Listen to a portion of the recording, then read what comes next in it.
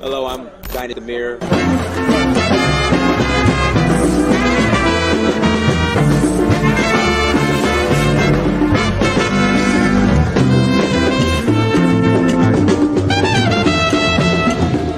So I reached out to another friend of mine. I said, look, I need to go on vacation somewhere. Where should I go? He said, go to Africa.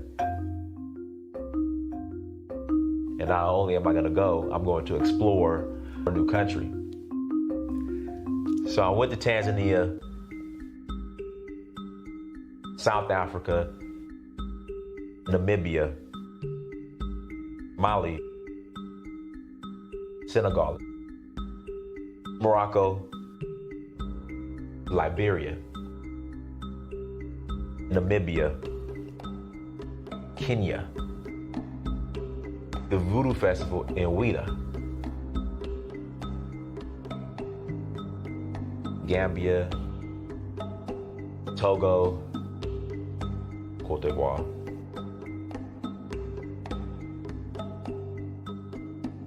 Sierra Leone, Ghana, Nigeria. It's been a beautiful experience, just learning more about our culture, our indigenous culture. So Uhuru means freedom in Swahili. I'm in search of my roots. In finding that, I would experience my Uhuru, which is freedom.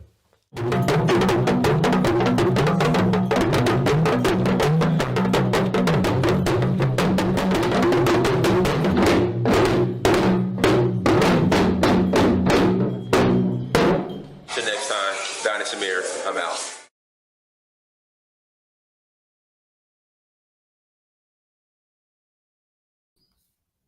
Peace, family. I hope all is well. I hope your Monday is going well. Hope you are off to a great start. Do me a favor, hit the like button again. Please hit the like button, guys. As you come to the chat room, please hit the like button. Also, make sure you share and make sure you subscribe. We will not be here for too long, probably like an hour or so. That's how long we'll be here. Again, we'll be here for like an hour and some change. What else? We got some announcements. Shout out to everybody in the chat room already. Again, shout out to everybody in the chat room already. Thank you so much for joining. Got a couple of announcements. If you have not bought the documentary In Search of Uhuru,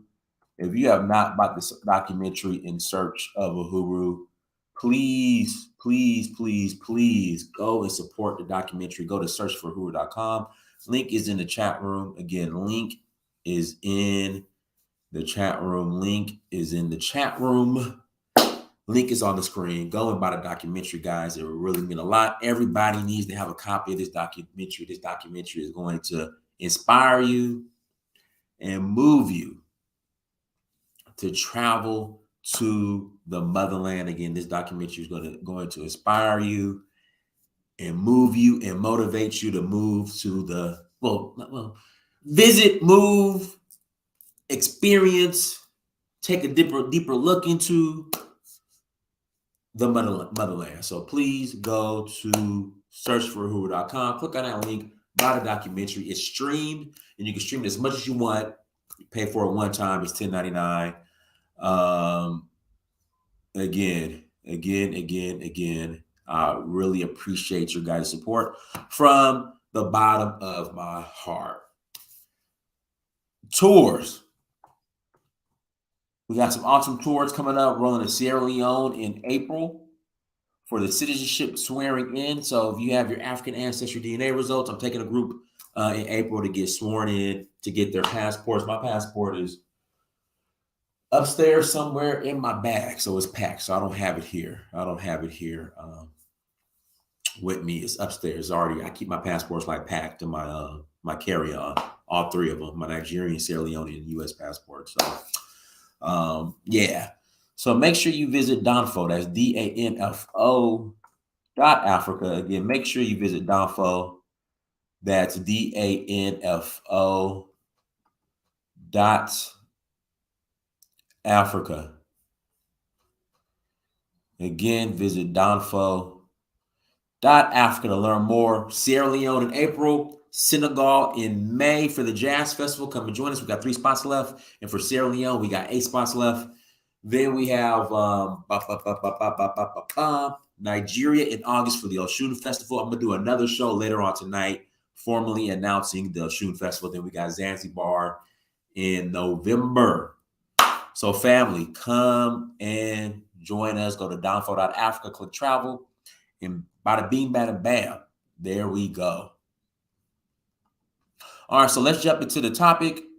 Again, let's jump into the topic. We'll take a couple callers. So get into the topic in about 15 minutes. We'll take a commercial break. Got to pay the bills. Again, we got to pay the bills, a commercial break. And then we'll open up the lines, allow people to call in. Passport bros. Listen, I love seeing my brothers with passports. I love seeing my brothers travel. Yeah, it's going to be a discussion, brother. So what I'm going to do, give me like 10 minutes, take a commercial break, and you guys are more than welcome to call in. And I want to say this. I am proud and happy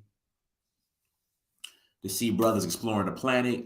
I am proud and happy to see brothers with their passports, you know, and leaving their immediate community and going to travel the world.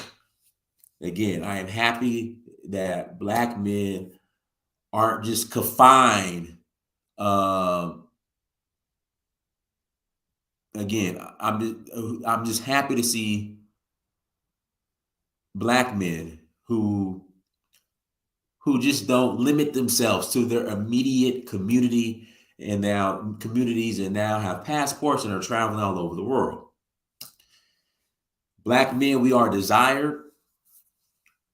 You know, I travel, and trust me, we are the most desirable men on the planet. Black men. Yes, we are. Yes, we are. We are the most desirable men on the planet. Black men. And with that comes some perks. You get female attention, you know. But my only concern, you know, as brothers travel and get wives overseas and get girlfriends overseas and settle down with women overseas, my only concern, this is my only concern, all right? Sincerely, this is my only concern. Nah, they ain't tricking. I mean, listen, leave these brothers alone, man.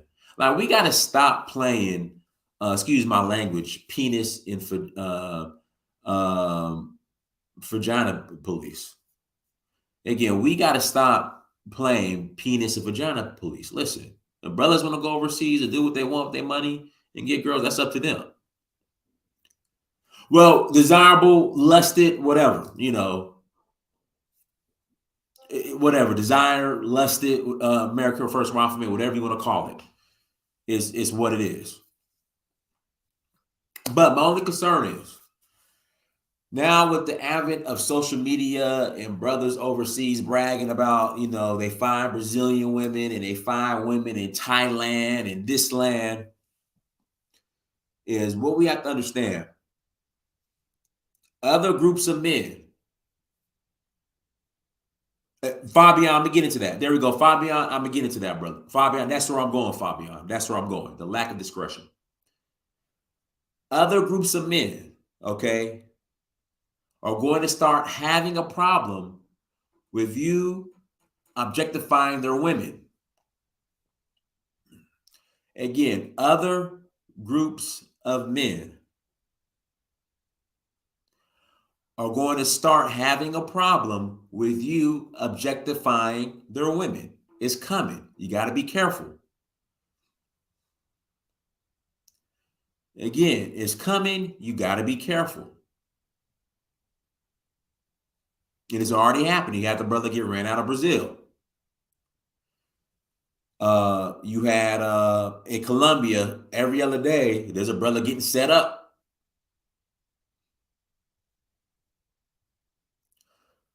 So Black men, as you explore with your passports, again, as you explore with your passports, by all means, have fun, do your thing. Like I said, Black men, whether you call it lusted or people who are women want to have a serious relationship with you, whether it's lust or serious relationship with you, can go either way.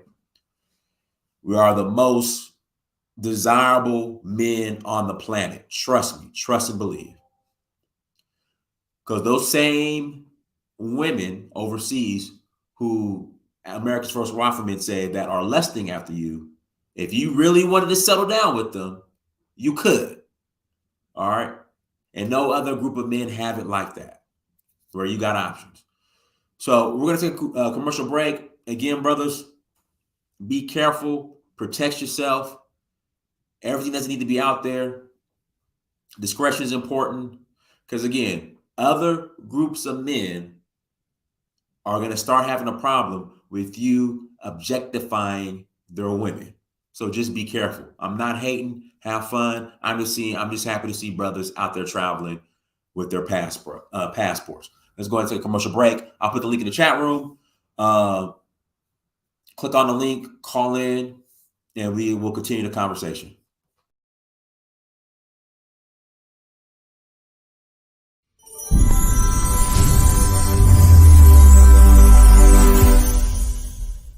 We can all benefit from proverbs from our elders. Africa is the birthplace of human civilization and home to some of the most ancient wisdom on the planet. The continent of Africa is an extremely culturally rich region and home to over 2,000 languages, 3,000 ethnic groups, and numerous belief systems. The Book of African Proverbs and Wisdom, Volume 1, from author J.P. Martin, available on Amazon, is a compilation of over 100 ancient proverbs and words of wisdom from the continent of Africa. This must-read book provides a diverse and expansive collection of timeless, wise sayings and knowledge which have been collected from every region of Africa. This book is perfect for anyone interested in learning more about the African culture and expanding their knowledge of human experience. Order your copy right now on Amazon. The Book of African Proverbs and Wisdom, Volume 1, from author J.P. Martin. Go to Amazon.com and get your copy today.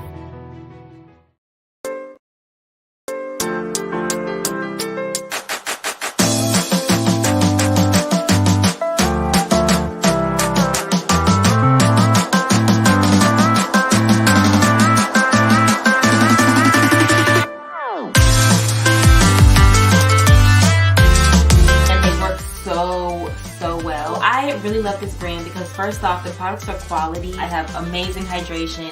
You guys can see the shine. You guys can see the definition. Alexis here, coming to you with an awesome sale of 25% off when you use promo code UHURU25 at alexisfowler.com. I provide services like digital art, logo designs, packaging designs, web designs, social media flyers, and much more. If you're an entrepreneur with a business or a startup company, make sure you take advantage of this opportunity, getting 25% off when you use promo code UHURU25 at alexisfowler.com. Learn the ins and outs of IT and launch your IT career in just a matter of weeks with the help of Lifting the Veil IT Academy. I took Lifting the Veil Academy with some. Took a while, but I'm here. I made it. I'm now an SSRS developer. I started on the 13th, making a rate of $48 an hour. Sign up for a free consultation and see where this industry could take you. To learn more, go to www.ltvacademy.com. That's www.ltvacademy.com.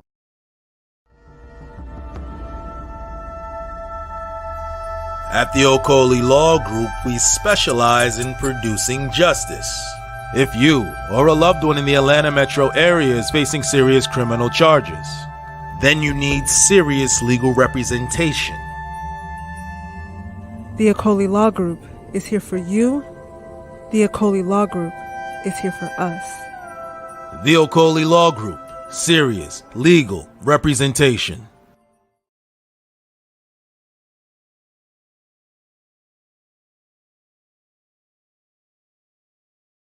All right, we are back. Let's see here. We got T. We got America's First Rifleman. Go ahead, T. Hey man, this is a great topic, man. I just got I'm playing on both sides. The first side is what I don't like is how you got men criticizing, well, black men criticizing other black men for traveling overseas. And to me, that kind of annoys me because to me it feels kind of simpish. And you're only doing that to get attention from females. So you are laughing at men who are going overseas and you're saying you're only doing that because you can't get women in America. If that is the case, so what? Who cares? That's that man's life. Why do you care that he is going overseas messing with other women? How is that affecting your life? The other thing is when men do it and then try to come and bash women in America, what they have to understand is that the women in America don't care. Because the thing is, I do believe in this country we have a lot of simps. So these women are still getting validated with or without you with their bad behavior. So coming here and trying to trash the women in America, they're not going to change. But black men should, you have one life to live. You should explore your options. But we can't be delusional. Like I travel overseas, I talk to other women, and it's different. But what we have to understand is we're from America, so those women know we have money, and it's no different from the women in America. We're like the rich men in America and those other countries. And what I mean is, the more money you make, the easier access that you have towards women. It doesn't matter in any country. Like if you're a millionaire here, you're gonna feel like you're in Brazil. You know what I'm saying? And it's like that. So we can't ignore that the economics play a role, and a lot of those women are trying to get to your money. But you just gonna have to be masculine and overcome that. And don't. Well, I be mean, a they're sucker. trying to get your money here too. It's called hypergamy. Facts. I don't see the problem with it. Like, No. And over here it's more in your face and corrupt because I've seen chicks that's like you're not gonna take me on the coffee date. I'm worth more than that. I'm like, I don't even know you. You know what I'm saying? And over here it's too much playing games, tests, and overseas is not like that. So I get why men travel, but I'm not. I know why these women are easy to get because they do live in poverty. Like you travel to Africa, and you probably travel to South America. Their poor is different from our poor. well, see, the thing is, if you look at the numbers, there's poverty here too. It's just the difference is we have social programs that help with assist with the poverty, or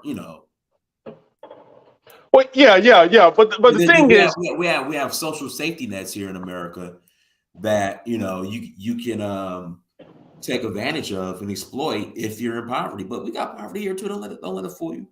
Yeah. And one more thing I gotta say, because I've heard that some areas are ruined. I'm not going to say which countries, but we have to make sure that if brothers are going overseas to travel and do their thing, which is great, try not, resist. You have to understand the women over in these countries are not like the American women. So you don't have to stunt, meaning you don't got to go to their clubs, throwing money, doing all that nonsense that you have to do here to get a woman to come to you. You know what I'm saying? Just be you. Because what you don't want to do is you don't want to build this reputation with black men like how we built with the women over here, that you have to throw all this money, you got to do all these hoops, go up and down, left and right, just to get women's attention. Don't do that, because that's how you turn women into feminists. So that's what I want to say on that. All right, for sure. America's First Rifle Man, go ahead. Yeah, thanks, Dynast. Thank you for bringing up this issue, because it's something that affects a lot of black men between the ages of like 18 and 50. Me, I'm a passport bro. I've been an original passport bro for years. Like I've been to the Philippines and Thailand like 2005. So this is kind of like not a new phenomenon. It was mostly like military guys like myself or whatever, but there's still always been a cohort of black men that always, went overseas for various reasons. My only thing is, like, when you were saying, I don't know if I got triggered or maybe I just didn't take what you said correctly, but yes, you guys already said to a certain extent, obviously it's economic based or need that they're interested, but I'm just not convinced that we're the most desired around the world. Like desired maybe for like a short term fun or something, maybe. But I don't know if we're genuinely looked at like great marriage material. I think maybe there's like certain things that they like, but I don't know if we're known as the best husbands. Like, I'm just gonna be honest, and it's not me downgrading or saying black men are less than, but I've been around many different countries, and I don't think we're like white men. Yes, they desire white men, obviously money, but also they what I'm trying to say, like the white card carries a higher price, like that's more desired than a black American man. That's what I'm saying. Even though we're still desired, I just haven't heard from foreign women that we're like the most desirable husbands. Yes, sir. Go ahead. Afro Diaspora News. Go ahead. Yes, peace, family. And Donis, thanks for having me back up. This will be very brief.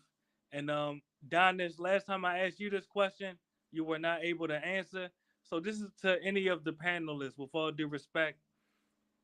Why should African American tax revenue? Hey, brother, your volume is very, very low. I can barely hear you. Can you hear me now? Can you hear me now? Go ahead. Go ahead. Barely, but go ahead. Yes, my question is, and I'll make it brief as possible. Why should African American tax revenue be allocated in the form of foreign aid to African nations that don't allow Afro diasporans? Because Afro, it's a stupid question, because we have no choice in regards to where our tax revenue goes in regards to aid. Okay, we don't. Okay, I pay my taxes. When Joe Biden, the government decides to do the taxes, they're gonna send aid to Cameroon or Nigeria or these or other countries that don't offer citizenship by descent or DNA, like Sierra Leone, to the diaspora. It's a pointless question. Now, if African Americans were serious about, and I'm going to go ahead and address your question, even though it's off topic. If African Americans were serious about, gaining citizenship in other African countries via, DNA or whatnot, they would go and engage the different African leaders. That the embassies are right in DC and New York, and some in their local cities. Okay, they will engage, their politicians here in America. But the reality is, Afro Diaspora News, and you know this, the majority of Black Americans care less about reconnecting back to the continent. That's just a fact. So it's a stupid question. And I'll keep this very brief because you all said my mic is very low. First, I want to address the first thing that you said.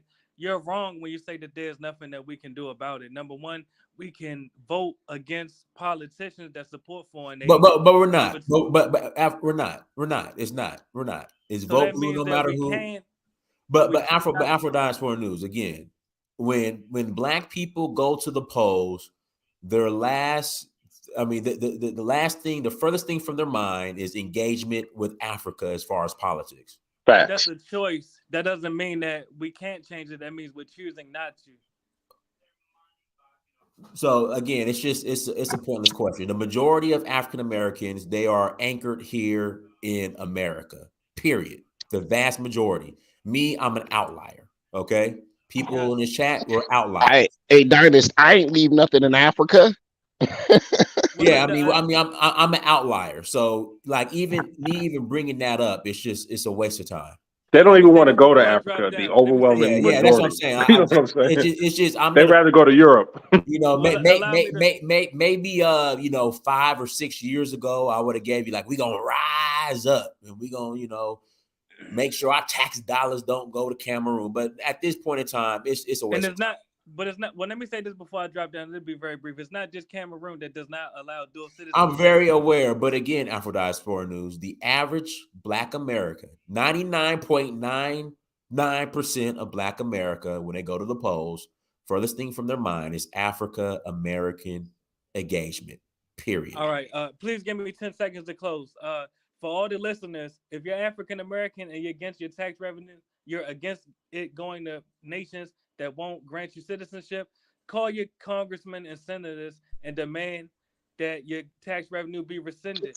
Man, just stay here in Black people America. don't care about that, I bro. know, I can't right? believe you making this statement, I bro. know. Stay your ass in America. Thanks, bro.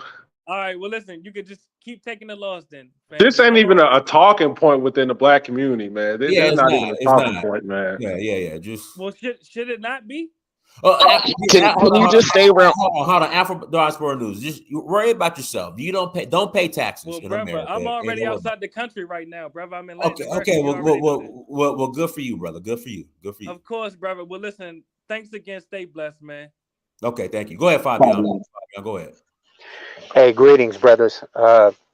So the topic that we were on was this passport bro thing, and what I wanted to say is that you can't really be angry with someone who feels mistreated and then makes a decision to try to go somewhere where they're treated better. Whether that happens or not is another story, but you can't be angry with someone for trying to improve their condition. The main issue that I see with, the so-called passport bros, which I don't even know who gave them that label, and that's something that we got to be very careful of in and of itself, and that's allowing us to be labeled any kind of way. But the main issue that I see is just a lack of discretion. Everybody doesn't need to know what you're doing. People don't need to know all of your movements. They don't need to know who you're laying down with, who you're getting up with. That's private. What's happening is with this advent of, social media, with information being able to be disseminated so easily, we have lost the understanding of the importance of discretion. In addition to that, what I think has happened, based on my observation, is that many of these guys have seen a financial opportunity on YouTube, by documenting their escapades without understanding that there's a backlash, without understanding all the damage that can be done by doing so. In addition to that, you don't have to bash another group, mainly, Black American women, to justify why you're doing what you're doing. If you want to go to another country, if you find another set of another phenotype more attractive to you, then that's fine. Just go. You don't have to say anything negative. It doesn't have to be, I'm going because what we got here is so much trash. That's wrong. We should not be tearing our people down. Whether we get along with these women or not, they are part of our ethnic group. And, some of the men that object to the passport bros in other countries are saying this. They're saying, hey, why are these guys talking so bad about their own women? So we don't have to do that. If you want to go, go. I encourage all brothers to be explorers, right? To go see the world, to allow your brain to be nourished by seeing how things are done in other countries. But we need to do it with caution and with discretion, and we don't need to humiliate, anyone in the process. And that's that's what I stand on. I'm gonna have to agree with that because the thing is, if you go over there and do your thing and come back here and bash the women here, to me that does come off as bitter. Because it's like you do care about the women at home, you're just not getting them. So at that point, you have to spend money to get females time. Versus you're just going over there to explore the world and do different things. So yes, I do agree. There's a lameness to that. Just don't even worry about the women over here. Just do it. Now, if you want other brothers to come, just be like, hey, it's some beautiful feminine women over here. That's not attacking any women. But yeah, I do agree. I'm not with the attacking women back home, because then it's like you want the woman's reaction, and women don't change from bashing them. Like we can talk about feminism all we want. The way the American system is and the way the government is, it's all pro women. They're not going to give up that power just so you can stay at home and not go overseas. There, like I said, there's millions of simps in America who validate their behavior. That's why Instagram models make so much money. That's why OnlyFans women make so much money. You know, women could put a picture of their feet and put a cash app, and you'll have thousands of men validating that. So until the men change, like how the men overseas are, they're not treating their women like that. They're not acting overly thirsty just for some booty. That's why the women are feminine. So really, men over here have to ask themselves, how come their men are successful at doing that, and we put up with the BS? And I don't, sorry, go ahead. I would say also that, I'm not bashing our men in America. We go through a lot. It's just we need an image makeover, right? Image is everything. And what's happening, what I'm witnessing with this whole number one brothers being labeled as passport bros. Like I said, I still don't know where that terminology even came from. You allow someone to label you, and then based on that label, people tear you down based on that label. But what I'm seeing happening in front of my eyes is our images further being degraded as Black American men all over the world. You have people talking about us in Africa negatively, in Brazil negatively, in Colombia negatively, on YouTube. And then what happens? People have groupthink.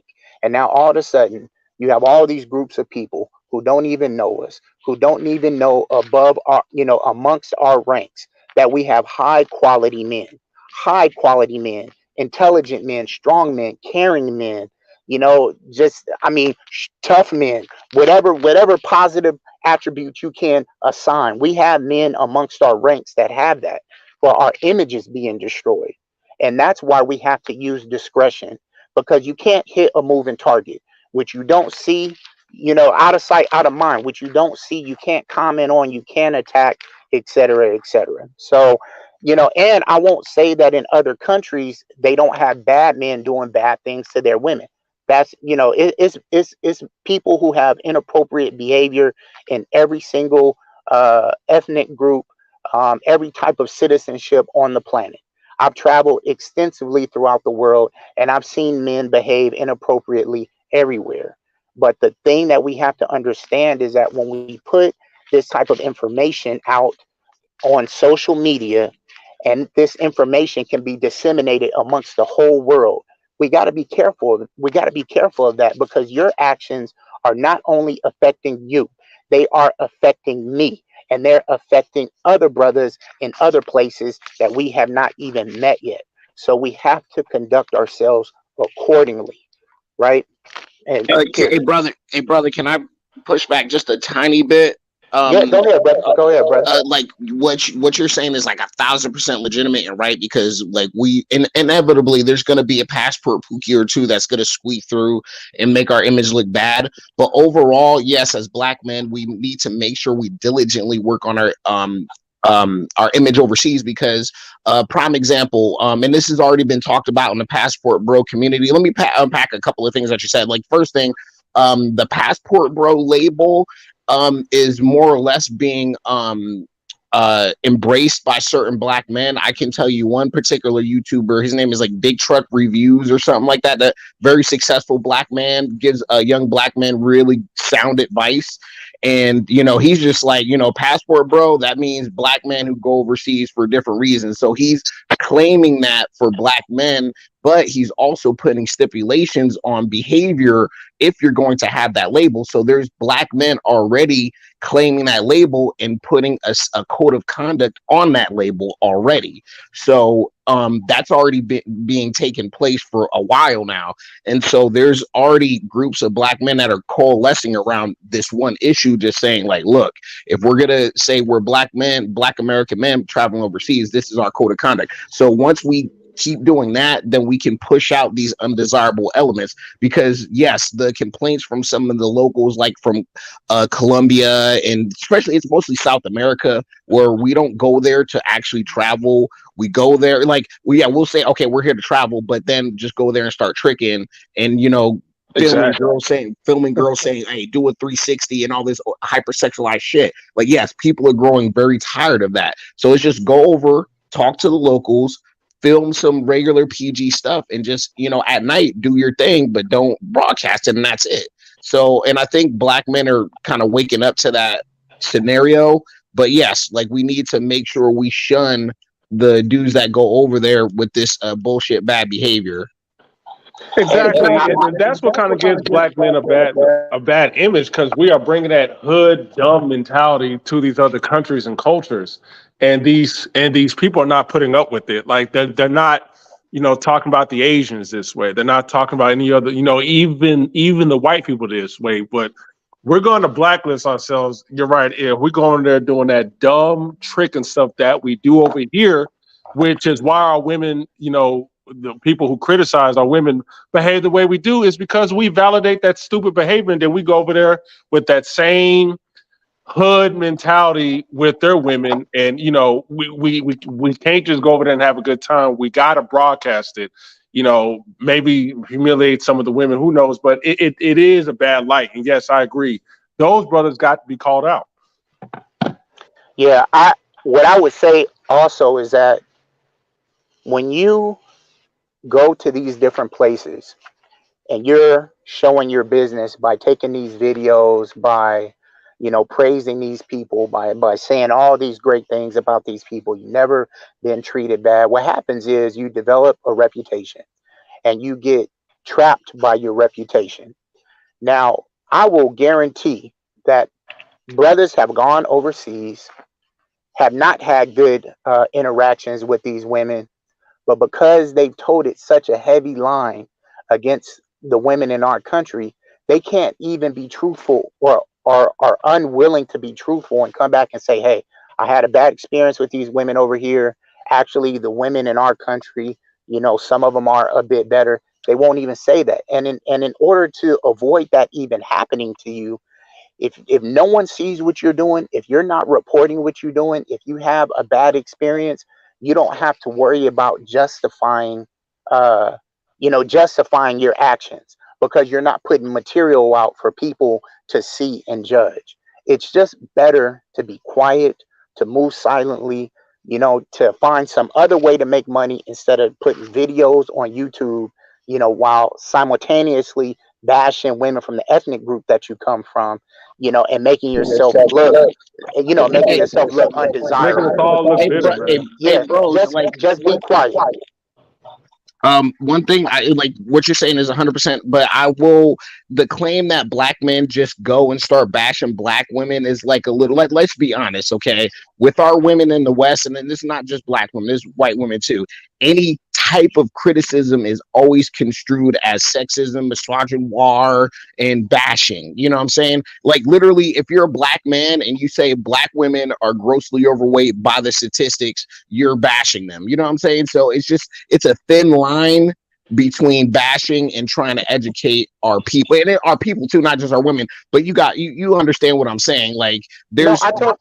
So that's what I'm saying. Like I'm very reluctant when people say, "Oh, you bashing black women." Like, dude, it's very easy to see who's bashing black women. You know what I'm saying? Like that's not really hard to parse out, but it just seems that we have an army of black male mammy simps that literally, you know, at the chance at any time a black woman yells out in pain, they have to be the one to, you know, put on their cape, even when it's not needed. So the question is, what is the value?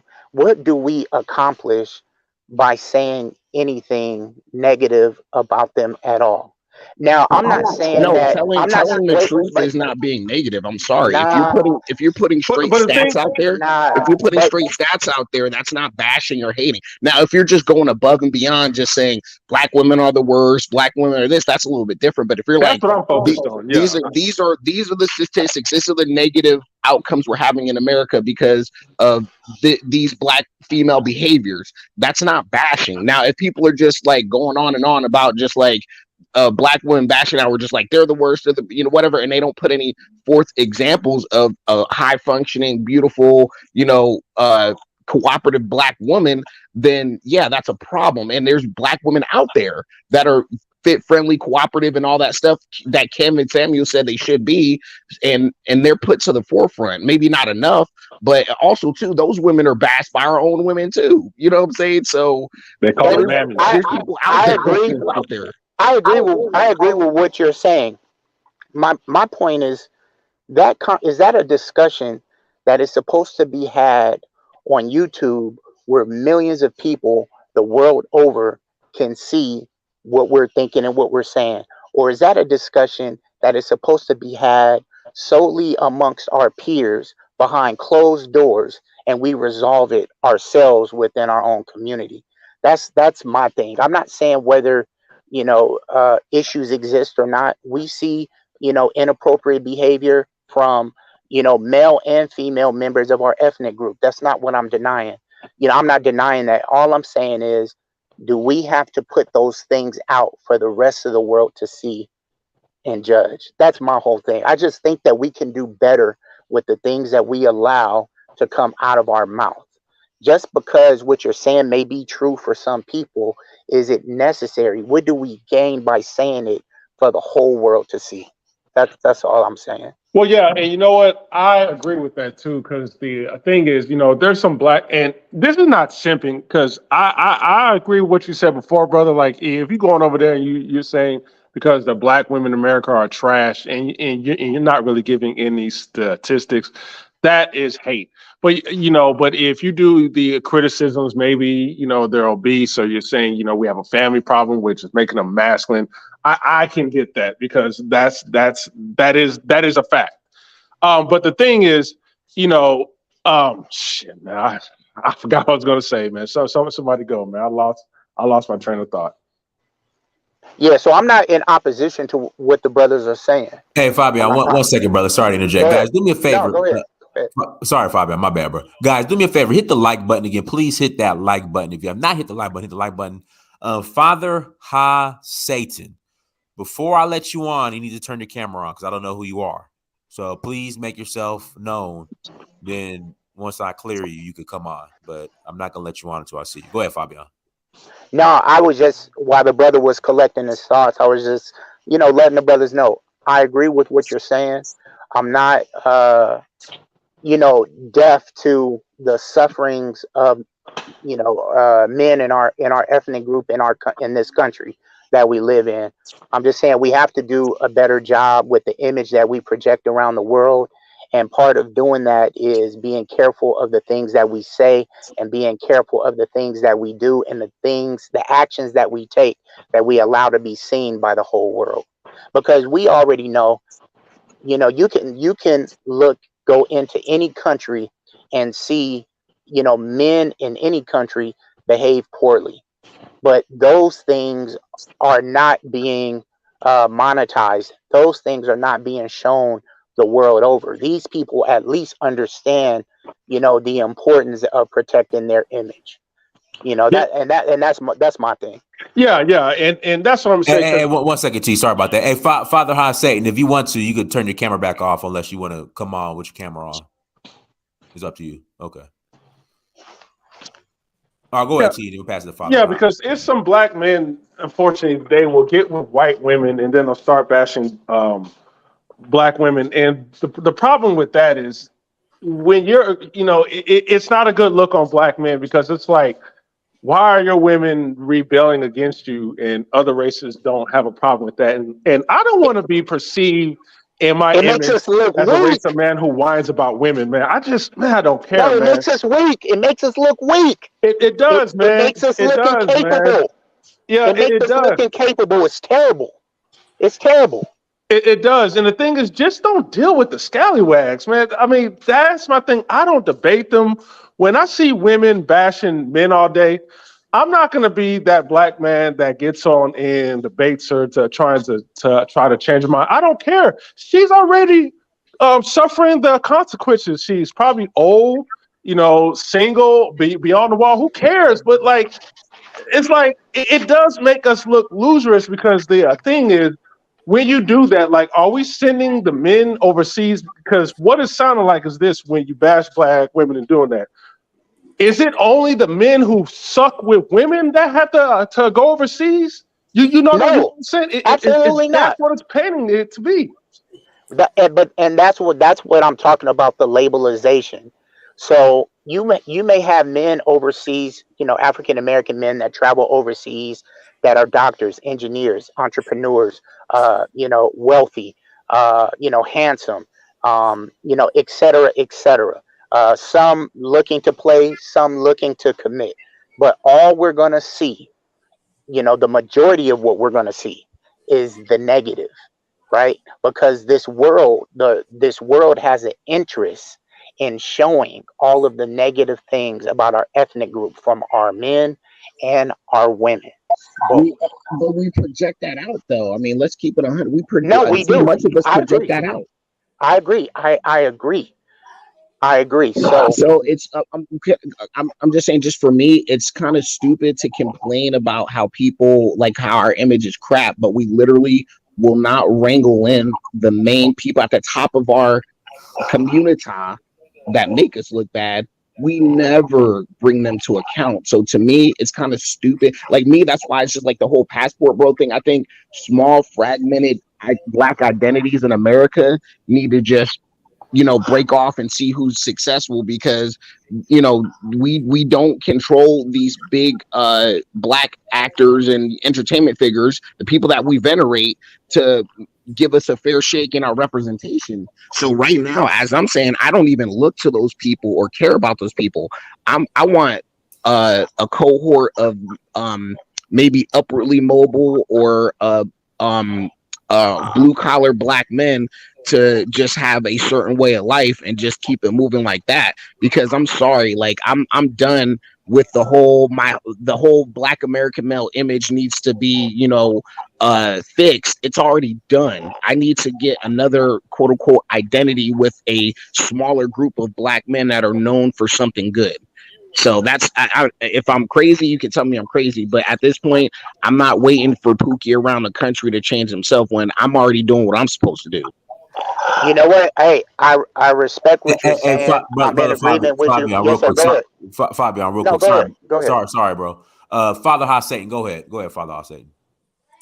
First of all, can you hear me, brother? Yes, we can. Yes. Go ahead. Okay, first of all, I'd like to say peace and prosperity to everyone. And my brother Prince Amir, I'd like to thank you for bringing this conversation up. It's very much needed. And I can see we have so many holes in theories that cause us to debate against one another, when the truth of the matter is we all have a piece of the truth. And one thing, I'm 54 years old, and I've watched from the late 60s into the 70s, the 80s, into the 90s, and then to the 2000s.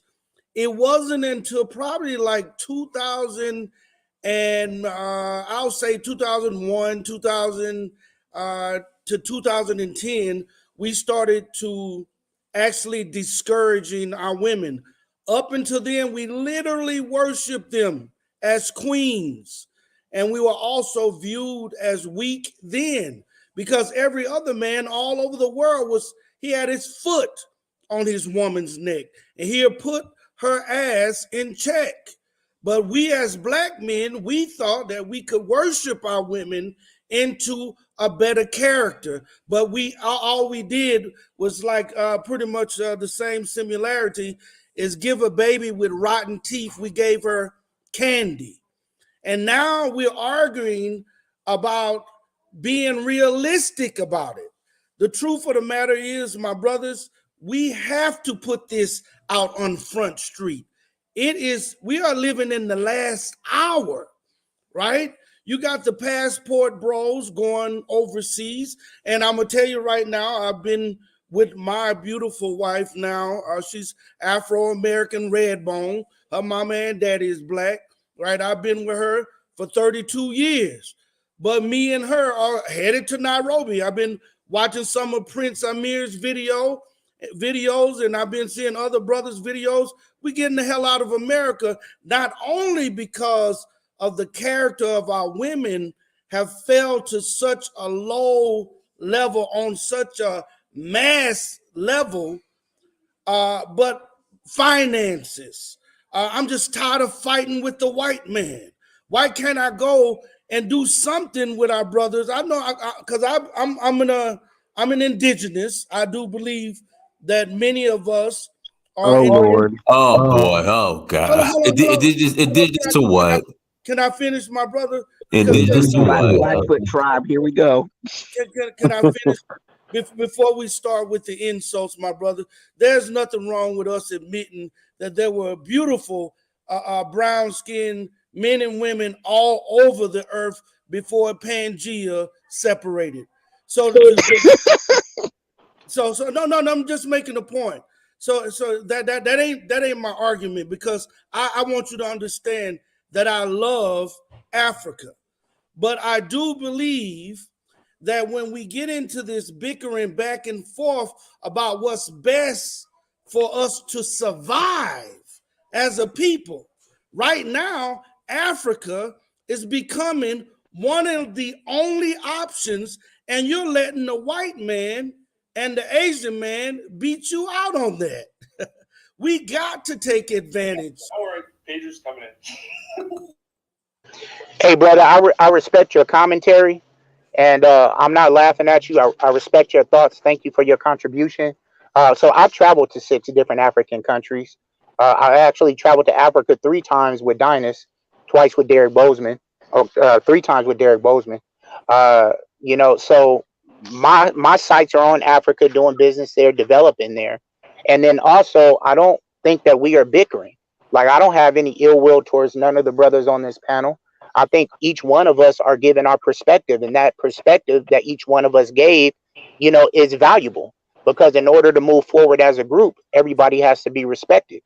So, thank you for your contribution. I received the wisdom in your comments, and let's move on. If I can respond to the statement. First of all, I sincerely apologize if it came off rude, as if I was saying any of you were bickering in that sense. It was a back and forthness about us sharing the reality of what's going on with our women right now.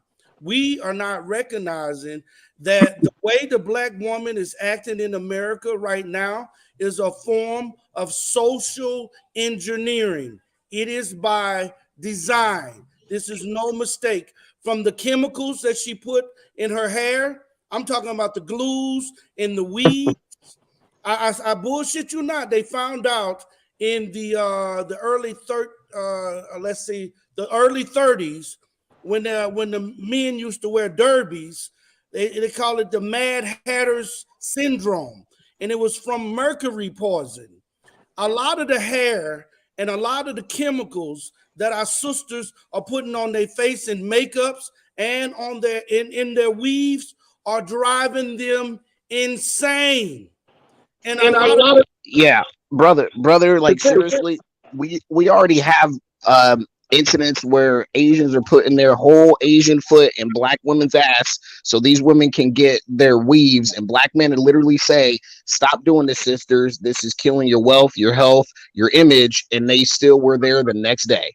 So it's just like me, I'm just rocking with a Black woman that can embrace her natural hair, and not me having to plead and with her and worship her to believe that she's a beautiful Black queen. I'm just done with it. I'm going to where, like, if I'm gonna rock with a Black woman, she's gonna understand instinctually the hair that grows out of her head is beautiful and right. But the thing is, and I agree with the plead parts. I think a lot of Black men do a lot of pleading with Black women. We want to debate them to change.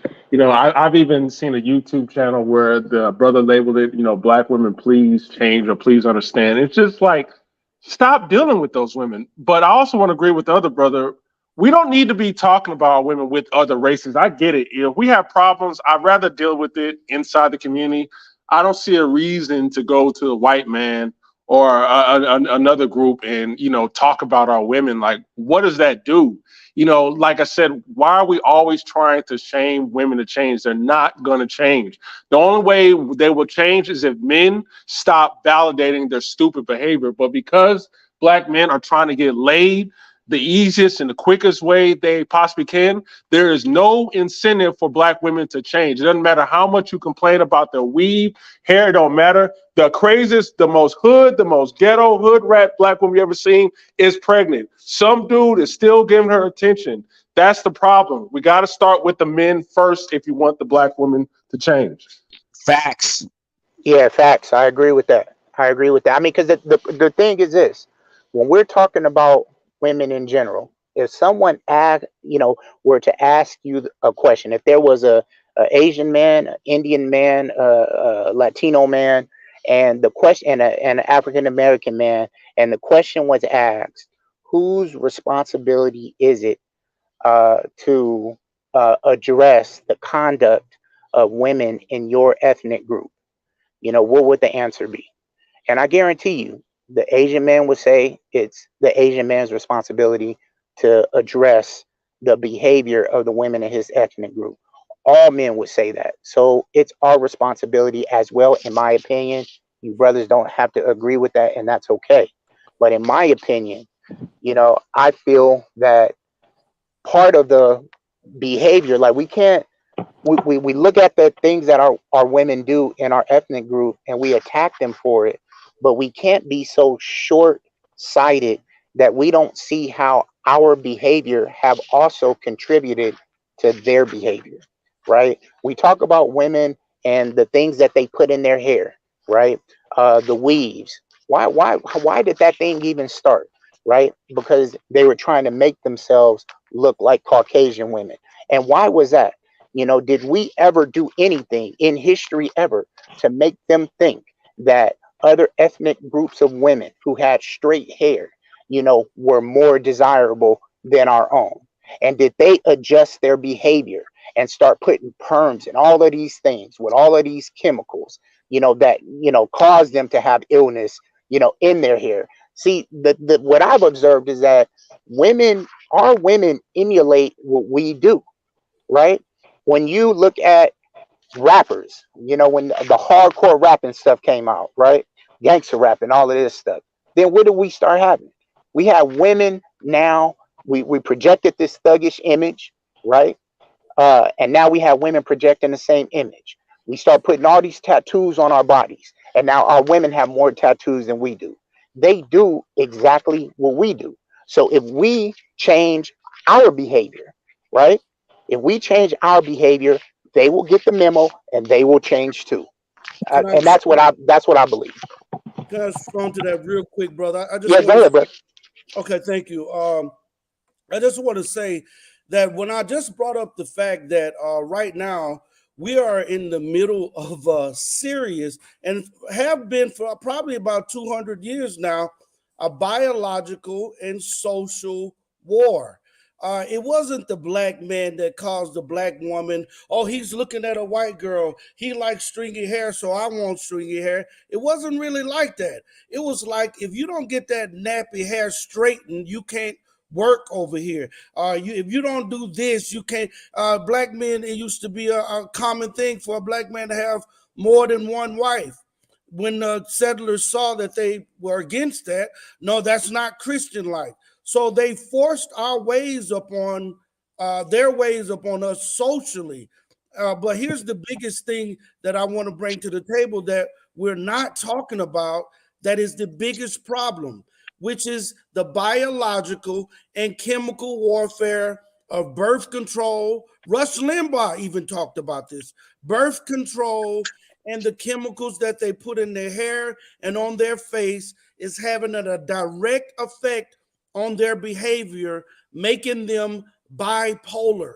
And I'm saying, as black men, if we don't come together and figure out how to stop that, it ain't about putting our women in check.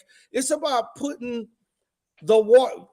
sitting down at the war table and saying, hey man, really what's going on? Our women are being attacked. That's really it. It's like we try to make things so difficult. But the truth is, the black women were wearing weaves since the ancient times. Yes, they were. But a lot of those weaves, even back then, they found out that when you dip those weaves in mercury, you will get madness. The same thing with the makeup. And I'm saying, and I'm gonna let y'all go. I love the conversation. I'm gonna listen in the background. But if we don't deal with the chemical and the biological warfare that's being cast upon our women and children, we're not going to win this war. You might as well go to Africa and start over there and start over before they get to them women, because it's the plague is starting over there too. Weaves, wherever weaves and that makeup started showing up, I promise you there's going to be a behavior change in the women. Man, I'm telling you, man, if we Thank you, start brother. saying that out loud publicly, that's not going to be a good look on us. And we over here arguing about our women's hair. That's not, that just completely ignores the family structure that is thoroughly destroyed. And, when you say the women are attacked, I kind of agree, but to be honest, the reason being is they first had to obliterate the black man's image. Every time a black man owns something or comes out with the popular media entertainment, some white man intelligently buys it from that black man, snatches it from him to make sure that he does not have any say or input in their culture. And then now our media is controlled by some people who don't even look and think like us. So, but the thing is, the focus on the women's hair, golly, man, we got to evolve beyond that. It looks silly to stop messing with them, but that's not the big thing here, though, is to focus on their hair, man. I know why the women behave the way they do, and it is a seesaw effect. It is the family system, and a lot of us have to be realistic, man. Like a lot of, especially black women, they've been through some sexual trauma, that can also have an impact on their view of men. And lastly, the pandering from black men, this is the major problem. If you notice, no other community has like a Derek Jackson type figure. The reason why men like Derek Jackson exist is because they understand that, a lot of our women, unfortunately, are delusional of what they're seeking and what they're looking for men. So black men can exploit that. They can exploit that. But at the same time, when Derek Jackson gets caught up doing the dumb things that he's doing while attacking men, then it makes it look like, well, damn, we can't even listen to y'all because y'all not even taking y'all's own advice. But yes, the reason why the Derek Jacksons exist in our community goes back to what I said before. We are trying to do anything we can to just sleep with these women. And that is the problem. We have to evolve beyond that. We don't need to use these nefarious means to sleep with these women. I agree. I agree. We definitely need to control our flesh. There's no doubt about it. We need to exercise discipline. We need to definitely exercise discipline. But one thing that the brother who was talking about the hair, because if you look at, there's a book that I would recommend to all of, everybody falling under the sound of my voice. This book is called Medical Apartheid by Dr. Harriet Washington. If you get an opportunity, read that book. So the medical experimentation, the chemical warfare, all those things are a fact. It's not just happening with hair products.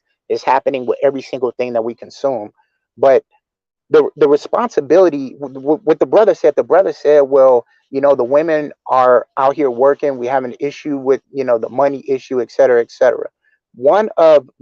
As a man, one of our responsibilities is to be able to build industry and provide. If our women have to go out and work, they should be working at our companies that we've built. That way, we don't have to worry about, having a dress code in place that causes them to have to do things to manipulate their natural appearance. So again, the onus of the situation falls back on us as men, right? It falls back on us. And one last comment to make on that, man. We talk about black women being obese, and yes, that is a major problem. But the thing is, this is how black men enforce that. We like to call that being thick. And, I've even seen black women post pictures of themselves clearly out of, overweight, out of shape, and, asking people to see if she can work out. And you'll see black men jump on there and say, no, baby, you don't have to work out. You look perfect. So we enforce black women to not work out. because we keep calling that thick. We have to because it's almost childish. We see the big hips, we see the big thighs, which is sexy. I'm not gonna lie. I'm not saying that's not sexy, but you can see that, man. If that woman eats a couple more burgers, she is gonna get into obese territory. So instead of just being realistic, you want to simp for that chance of having sex with her by not telling her the truth, but you're just gonna say that she's thick for that chance of her saying, "Oh my God, you are complimenting me, sleep with me," which you're not gonna get. All this validation, you're still not having sex with him. So you might as well fly overseas. Hey, Yeah, I agree. Can I add to kind of what you were saying earlier about the medical apartheid and whatever? We already have a blueprint as Black people, because this is kind of my larger point that I want to try to make, is that, look, we know what works in America. We have people that are doctors, that are lawyers, that are in the highest positions or highest industries in America, where they don't want to break off from popular white, institutions. Let's keep it 100, because we can cry about medical apartheid all day, but the Black Doctors Association, or I'm pretty sure there's a huge medical association that's for Black Americans. They're not ever going to challenge the American Medical Association or American Doctors Association or whatever to make Black health get better. They and plus, these are the same people, the same doctors and everybody that will yell and scream about Black mortality rates or Black female mortality rates or the negative outcomes, especially about Black women's health in the medical field, but they will still be up under the white medical administration. You get what I'm saying? So it's just once we have Black people of means that aren't afraid to break off from popular society, I think that's a big thing. Because look, if we had a enclave of Black Americans in this country that are just no nonsense and they just only accept people that ain't about that bullshit, okay, I would see, these books about medical apartheid and stuff making sense, but it's just the very people with the power in our community won't even take it. You know what I'm saying? So like I said, I am more than willing to follow a Black doctor or a Black leader figure other than a fucking entertainer to get some traction on something. So once we have our elites that are brave enough to actually do something, it's just you got to go to Africa. You know what I'm saying? Other than that, because it's just look, me personally, I wish we had a springboard from America into Africa so we can splash down already with some infrastructure and some direction and all that. Right now, we're in disparate groups, like Dynast. He has his tribe that he's created.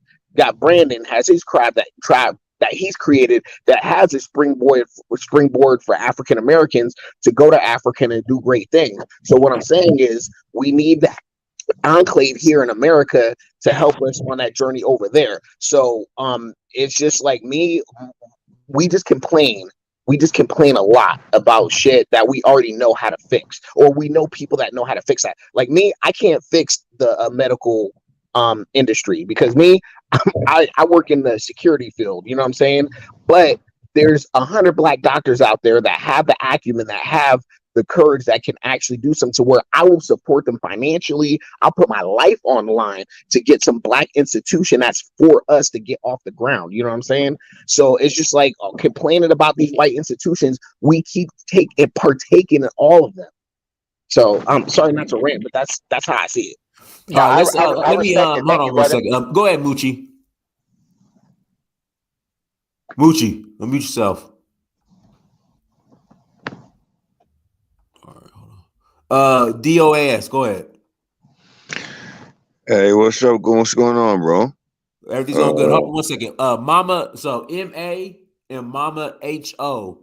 I need you to turn your cameras on so I can see who you are. Then after I verify you can turn your cameras back off. So MA and Mama HO. Okay, Mama HO is a black screen. I can't see you. MA, you turn your camera on so I can see you and verify you first. Cause I don't know who you guys are. Okay, Mama HO, I see you. Okay, you can turn the camera back off. All right, MA, you gotta turn the camera on. I can't see you, MA.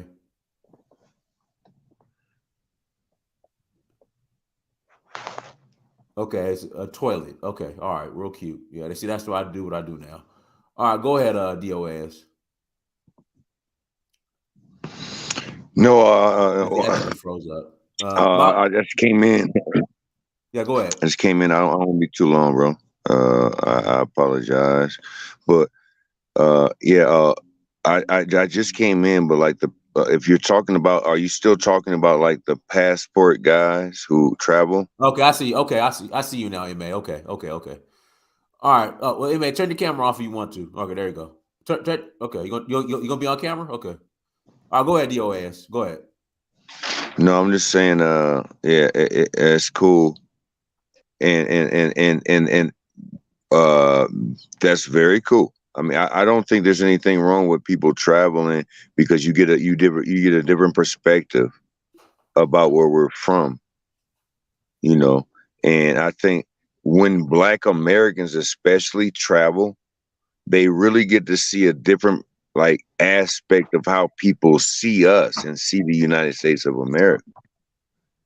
So I think if you're just talking about that, I just came in. If you're just talking about that, that's fine, because I know there's lessons to be learned in traveling and understanding how people see us, and that's pretty much all I had to say about that. Okay, Fabio, you wanted to ask something before I pass it to Mama Ho? Just much love and respect to everybody on the panel. I've enjoyed this invigorating conversation with the brothers. In my opinion, my motto is the only thing worth offering a problem is a solution.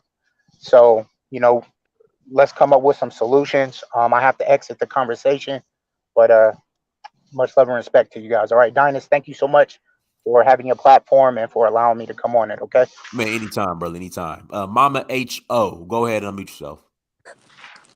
Well, I just joined you guys, so I'm not really sure what the topic is.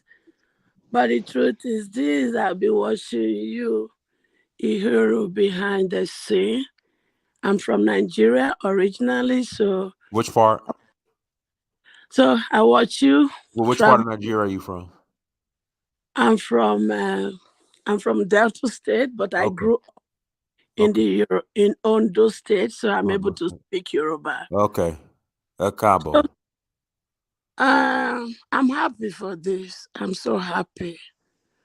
I'm so happy because we've got a point that we need to unite as Africa. We've got to a point where there's need for us to go back to our fatherland.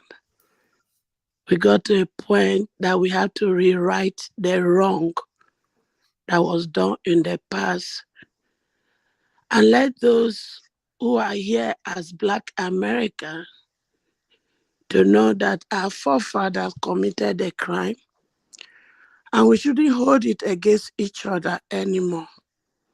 We've gotten a point where we have to discuss this and get the healing we need to be able to help our brothers and sisters back home. I'm currently working on a foundation called Andamongo Charitable Organization. And one of the things I started doing is to create that platform for our people to be able to go back home. A lot wants to travel, they don't know where to start, they don't know what to do. So we want to be able to create that platform for them. Wholesome in Africa, not just Nigeria, but other African countries, so that they will be able to receive them and give them the hospitality they need to experience their motherland, come back. Because a lot of lives has been sold to them.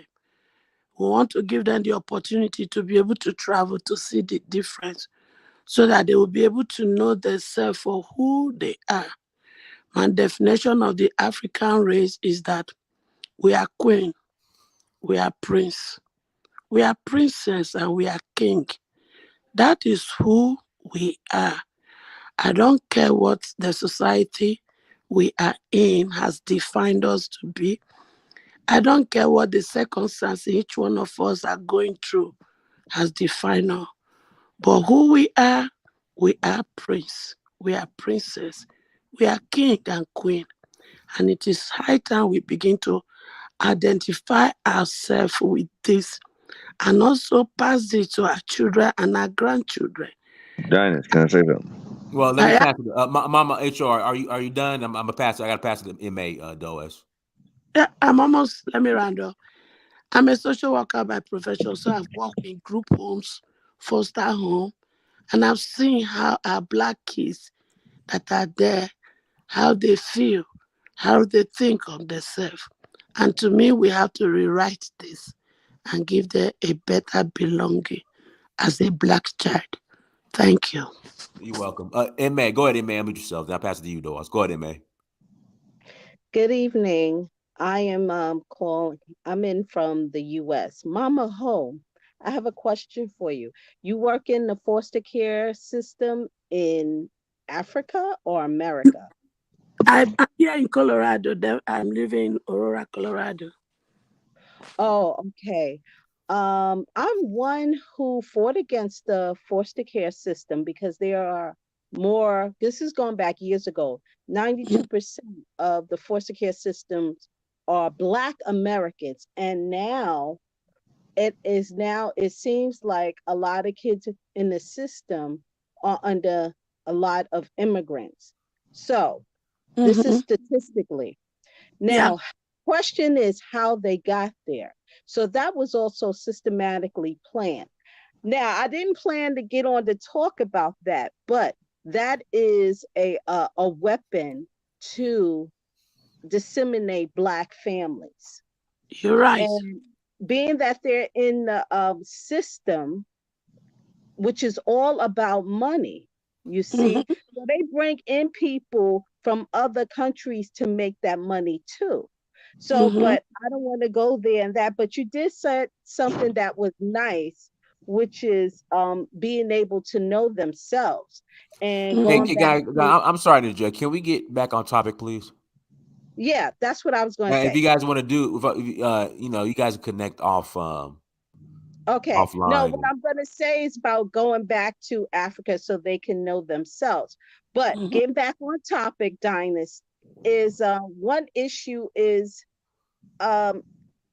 because we have some issues here in America as a Black American, we need to deal with those issues here to me first before we venture off anywhere else. That means mental health, social health, and economically. Because how are we going to go somewhere else? After she finishes, bro. Go ahead, man. How are we going to venture? This is how I feel, and this is how we're going to do it from our standpoint. How are we going to venture off somewhere else as kings and queens, and we're not together here? To me, that doesn't make sense. To me, that would be like a self-inflicted wound. Sister, sorry to interject. That's not the topic. You was talking about the Passport Brothers and how the Passport Brothers go back to other countries to get women because they're disappointed with the women here, correct? I mean, that I would say that might be a part of it, yes. Okay, so but this also plays a part of it too because of the men. The men are leaving their posts. We need our men here. Do you get what there is some issues that we have to deal with here. They're not dealing with the issue. I don't think what a lot of men are saying, and I agree with a lot of them. The fight, the fight's not worth the reward here in America. Yeah, and the thing is, when she says we need our men, I mean, you hear this online, but you don't hear this in the media. Like, you don't hear, like, that's not a common thing. Hey, CT, if you can my bad. Go ahead. Finish. Go ahead, man. Yeah, it's just the fight's not worth the reward, man. It's just okay. But Dynast, what is the reward in Africa? Let's see here. Let's see here. If I can tell you one right now. If I'm a father, a responsible father, the woman can't take me and put me on child support. But there are. I mean, I have peace. I mean, I have true. I have true ownership. You know, you can't, Okay, you that's can't if you're I'm not done. responsible. You asked me a question, give you the answer. You can't weaponize the court system against me. What else? Cost of living. My dollar goes a whole lot further. And for the passport bros, they're in their case, again, you know, they're tired of certain systems being weaponized against them, and they don't have to worry about that in the countries that they're going to. So again, for a lot of them, No, the fight's just not worth it. let me dive into that But because you know, hold on, Mama HO. Do you okay. know in Africa they have those same issues of irresponsible fathers? Well, And no, here's no, the no, thing. but see, no, no. Let me interject. Irresponsible fathers aren't the ones who are passport bros. Irresponsible fathers don't have passports. The majority of them. So that's so when you bring up that But that's argument, not a but that's not a that is not a resolution. yes, it is. So I it listen. sounds like Listen. I want people to be happy wherever they're at, and if they're not happy in America, by all means, let them go. okay, but that's still not a resolution For them, it for is. They're happy. They got their women. They're happy. They're starting families. You know, they don't have to worry about one day. What's it called? Divorce by I forgot the term where you just wake up one day and divorce someone and get half. You know, they're yeah, happy. I believe that's incorrect and I don't agree with that. Right, But but that's the problem. You know, but that's great. But a lot of men are victim to this, and so they're done with it. But No, like I said, even in other countries, they still use you too. So don't forget that also. Okay, well, like I said, for They'll them, use the you fight, but because you are a Black for American inmate, man, and inmate, they for know them. you Hold have on, inmate, some I'm not. type of Don't overtalk me. economics. Don't You overtalk bring me. it to Don't the overtalk table. me. Don't overtalk me.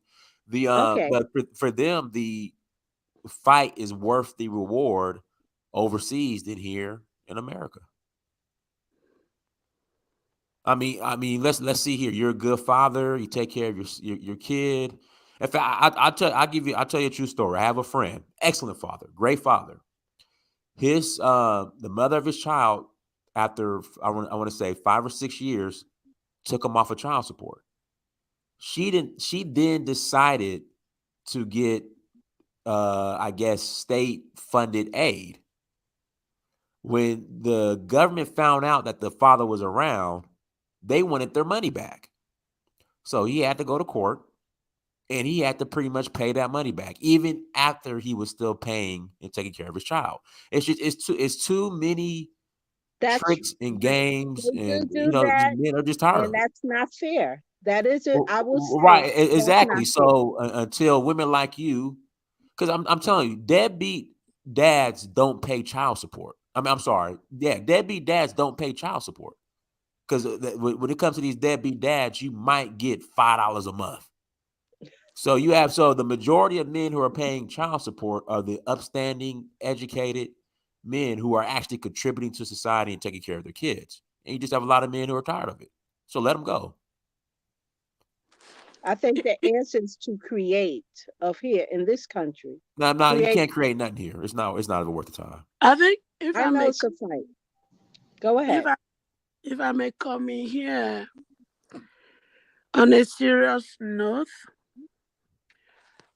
from the cultural perspective of the Africa that we really came from, without going to marry to bear children and looking forward to a situation we break up and begin to drag the men for child support. That's not our origin. It's not. Well, we have So, to understand, Mommy, and you're absolutely right. But over here in so, America, it's a so completely when I different came game. over here, just like the question my sister asked the other time, when I came over here, and most of our women that are now coming in from Africa, they now like come to this environment and they not like see this women's right in quote, and they begin to use it as a weapon against their African men. That saddens my heart, and that brings us to the topic my sister just said. At the end of the day, we now have our kids in the system. The system It's not designed to raise up the African child. The system is designed to make them not to succeed so that when they are 18, we are done with them in the system and we let them go without preparing them for adulthood. And because we did prepare them, they end up on the street, and worse, they end up in prison. So this saddens my heart as a social worker, and that is why I couldn't practice child welfare, because to me, we should take service into the home and try to work with the parents to fix the situation. It is only when we cannot be able to resolve it through that process that we can take a child out of the home.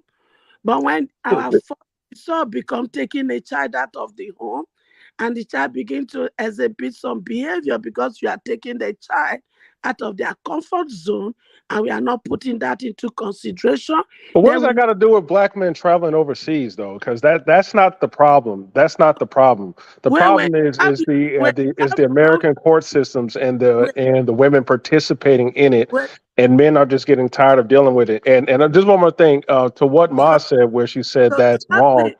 There's not enough black women like her publicly in the media. You don't even hear that where they're like saying anything good about black men or saying there's any black male injustice. In fact, they're over here writing articles talking about black men are the white people, black people, and all these misogynistic articles about black men or whatever. So the whole thing about taking the kids out the home and stuff, that's not addressing the reason why black men are going overseas to get with other women. Well, the issue is this: that every person knows why they do what they do. So the question is, why do you think they do go out? They've seen it all. So to me, the first thing, the African culture, the first thing the African man requires from any woman is respect.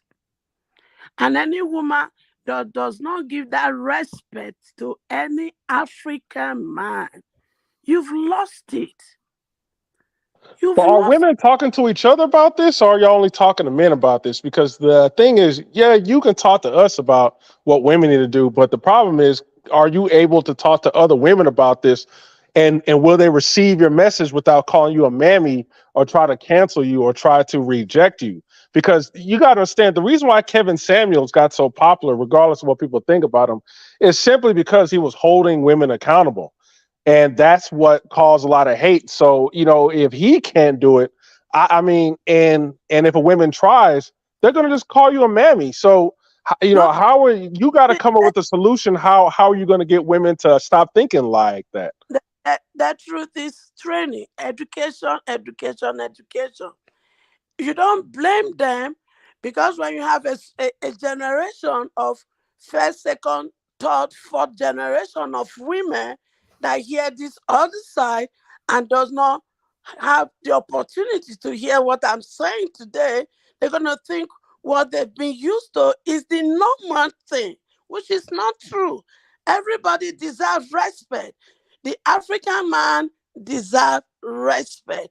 If you want the African man to treat you as a queen you are, give him his respect.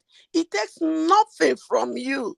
But the African American, over a majority of them, they didn't come out or they didn't grow up in this culture that I'm talking about. I grew up in the culture from home and I brought it here.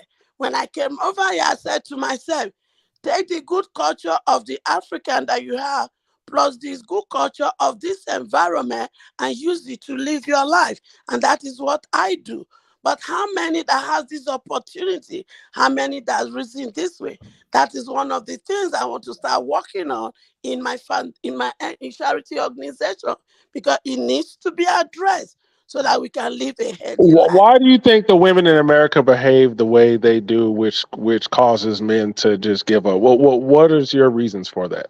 It's upbringing. You can only give what you have. If their parents did not have the right upbringing and grandparents didn't have the right upbringing, there's nowhere for them to learn from. So they learn from this cycle and they think that is the norm. Yeah, but the thing is, like I said, and I agree with what you're saying, but the problem is you can talk to men about it and we will agree with it. But you're not going to get nowhere talking to women about it. Like you can jump on any female panel and start talking about this, and they'll probably kick you out of there No, or that's call not. you a mammy and pick me. So, but you have to understand this is why black men are like tired of it. Like it is no point of arguing, they're like giving up. And I'm sorry. And another problem is we have a lot of simps who are co-signing it because they're having a hard time with relationships themselves. So they're thinking, well, if I just go along with all the nonsense women say, then I can possibly get with one, which actually puts the woman, makes her head even bigger. You know what I'm saying? And this is what I talked about earlier when I was talking about men calling women thick. And I was looking at the chat. I mean, let's be real here. There's a lot of obese women call themselves thick. Like, come on. Where do you think they get off thinking that? It's because there are men validating that. It's not slim. It's You not thick see, anymore. It's you slim see thick now. Slim the thick. the problem we have. I'm gonna speak from the Bible perspective. The Bible says, "My people perish because of lack of knowledge." So some of this knowledge we are talking about today is not out there. It's not out there. And the more we are able to be putting it out there, do you expect everybody to grab it and run with it? No. But if it is just one person at a time, one person at a time, we're going to get it. Like I The said, I would love to see confusion. you go on these. Go ahead. I'm sorry. No, my question is to T and Diners because there's so much attached to this story than just the passport brothers fleeing to Africa to get happiness. But now the confusion is the whole system in the court system is contaminated, right? Mhm. So that also plays a role in, I guess, the stress in trying to get Black men to be responsible. If they're Mhm. already responsible, that's my question to you. Why are you in court so much? Who's pushing that agenda? Okay, so I'm not making any excuse for that. Like I said before, like if these dudes are and I made this point earlier. I talk about the most ghetto. There was a dude talking about weave. You can have the most ghetto weave wearing masculine woman, and some black man is still messing with her. So that was the criticism I was giving earlier. By black men had to stop giving validation to these type of women just for sex. But it also has me question myself for some men to even go that far to mess with a woman who has no business having kids. It's having me thinking, are there a lot of men in this country who are just not having access to sex and are just doing whatever they can just to get access to it? And is that because of the society that we live in, the feminism, and women are now having really unrealistic standards where men are just doing whatever they can and sleeping with whoever they want? That is a problem. And I agree, but some men are like, you know what?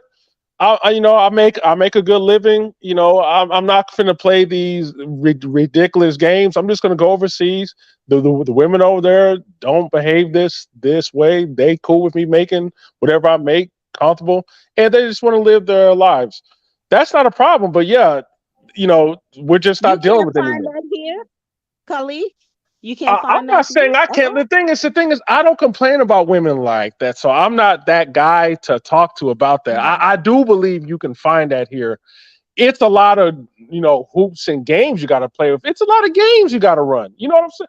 Just think about the black community, how we always talking about game and everything. Because really, it's like when you're dealing with the That's modern true. woman, you can't.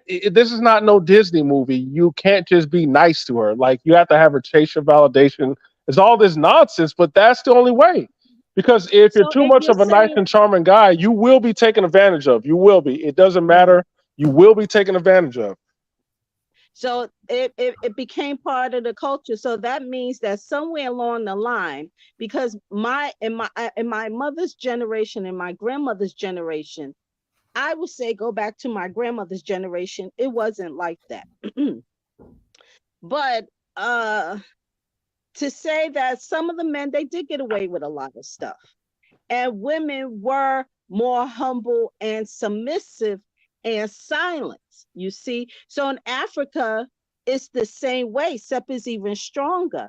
It's like the men, they do what they want to do. So the men definitely cheat in Africa, and they have other women, and the Africans over there wear weaves too. I want to let you know that too. They wear a lot of makeup and a lot of wigs over there in Africa. So when you mention also, somebody mentioned the weaves and all of that, that's in Africa too. They have a big money thing with skin bleaching also. So they have those issues there too. So when you talk about the women with that, talk about it everywhere. Put it that way. Well, to the extent, like I said, to the extent that I blame black men is, like I said, black men are still messing with those type of women. You know, arguing with them online or trying to get them to change their mind. If they just ignore them and let them just wallow in despair, those women will have two choices. Either I continue to live unhappy because I'm being straight up ignored, no one is giving me attention, no, I'm not getting validation, or am I going to change to the needs for the type of man that I want? So that's the extent that I blame black men. But you know, black women also participate in these systems. Like Dinah said, like I know a dude who had fought hard to get his child back from his mother. His mother was doing all type of, let's say, LGBT things to him. That's all I'm gonna say on that matter. Collected child support from him, will not let the man raise his own son, collected child support from him. Then when the boy got 18, she told her son, hey, you on your own now, I'm about to go live off in Miami. Left, and that boy got all types of like confusion, all types of mental things, and just let them 18, that ain't none of the child support money, nothing to show for it. And now the father's gonna have to pick up the pieces. It's just ridiculous. Why would a man want to deal with that nonsense? Okay, I'm not denying the manipulation for women because they could be pretty vicious. Okay, so, but that's still not the answer to our culturally and our people, you see. So we are, and I do, because I see how we are also our own tribe, but I'm going to use the word tribe because that's where Africa relates to. They have many different tribes. So over here, we got a lot of fixing to do. So if you run over there, I don't know how much you think you're going to, Dinah said happiness, right? But you're still away from your people. Now you in the presence of another tribe. You still got to go by their rules and regulation and their cultures too. That's fine. So that's fine. That's fine. And you don't mind doing that, but you still have a lineage here in this country. That's not going to detach you from that. Right. So, but my lineage didn't start here and it won't end here. So, I mean, I'm okay with that. I don't limit myself. I don't limit myself to the United States of America. No, but it's not just the United States of America. It's also your bloodline that comes through here. Right, yeah, but my bloodline didn't start here and it won't end here. Okay, you're saying it didn't start here. Okay. So but it's like also the culture of the that their bloodline didn't start from where they come from. If all man came from Africa. But I hear what you're saying about the culture and everything, but the culture over here is even screwed up. Do you know some women think that it's problematic to cook for their men, or it's like some type of slave-like mentality? But here's the thing: when women don't understand. Needs to put their foot down. It's talk to. If you do, they will call you a mammy. But what the women don't understand about how important cooking is not just because I want to serve my man some good food. If that woman can't cook and she cooks nothing but unhealthy food, and I'm a man, I'm taking care of the family, I'm paying the bills, and I'm coming home eating unhealthy food, she's going to kill me. Me and my family are going to die. We're going to have health problems. The importance of cooking is the essence of the family life. If that woman can cook healthy, you and your entire family is going to live a long time. It's not about a man just want to come and have some woman slave and cook. That is the lifeblood of the family. If I'm working cook and cook healthy so we can live long. But some women like the modern woman don't even know how to cook. Don't even want to know how to cook. And if they do cook, it's like, I'm not gonna cook for him. Who you think he like? It's stupid. So All right, go. somehow, Let's pass it to Chrissy. Go ahead, Chrissy. Yes, hi everyone. Hello. I've been hearing these. Can you hear me first? Loud and clear. Okay, good. I've been hearing, online all these conversations, the passport bros, and the kind of conversations that are happening here. And what I don't understand is, okay, in America, I say Black America specifically, right?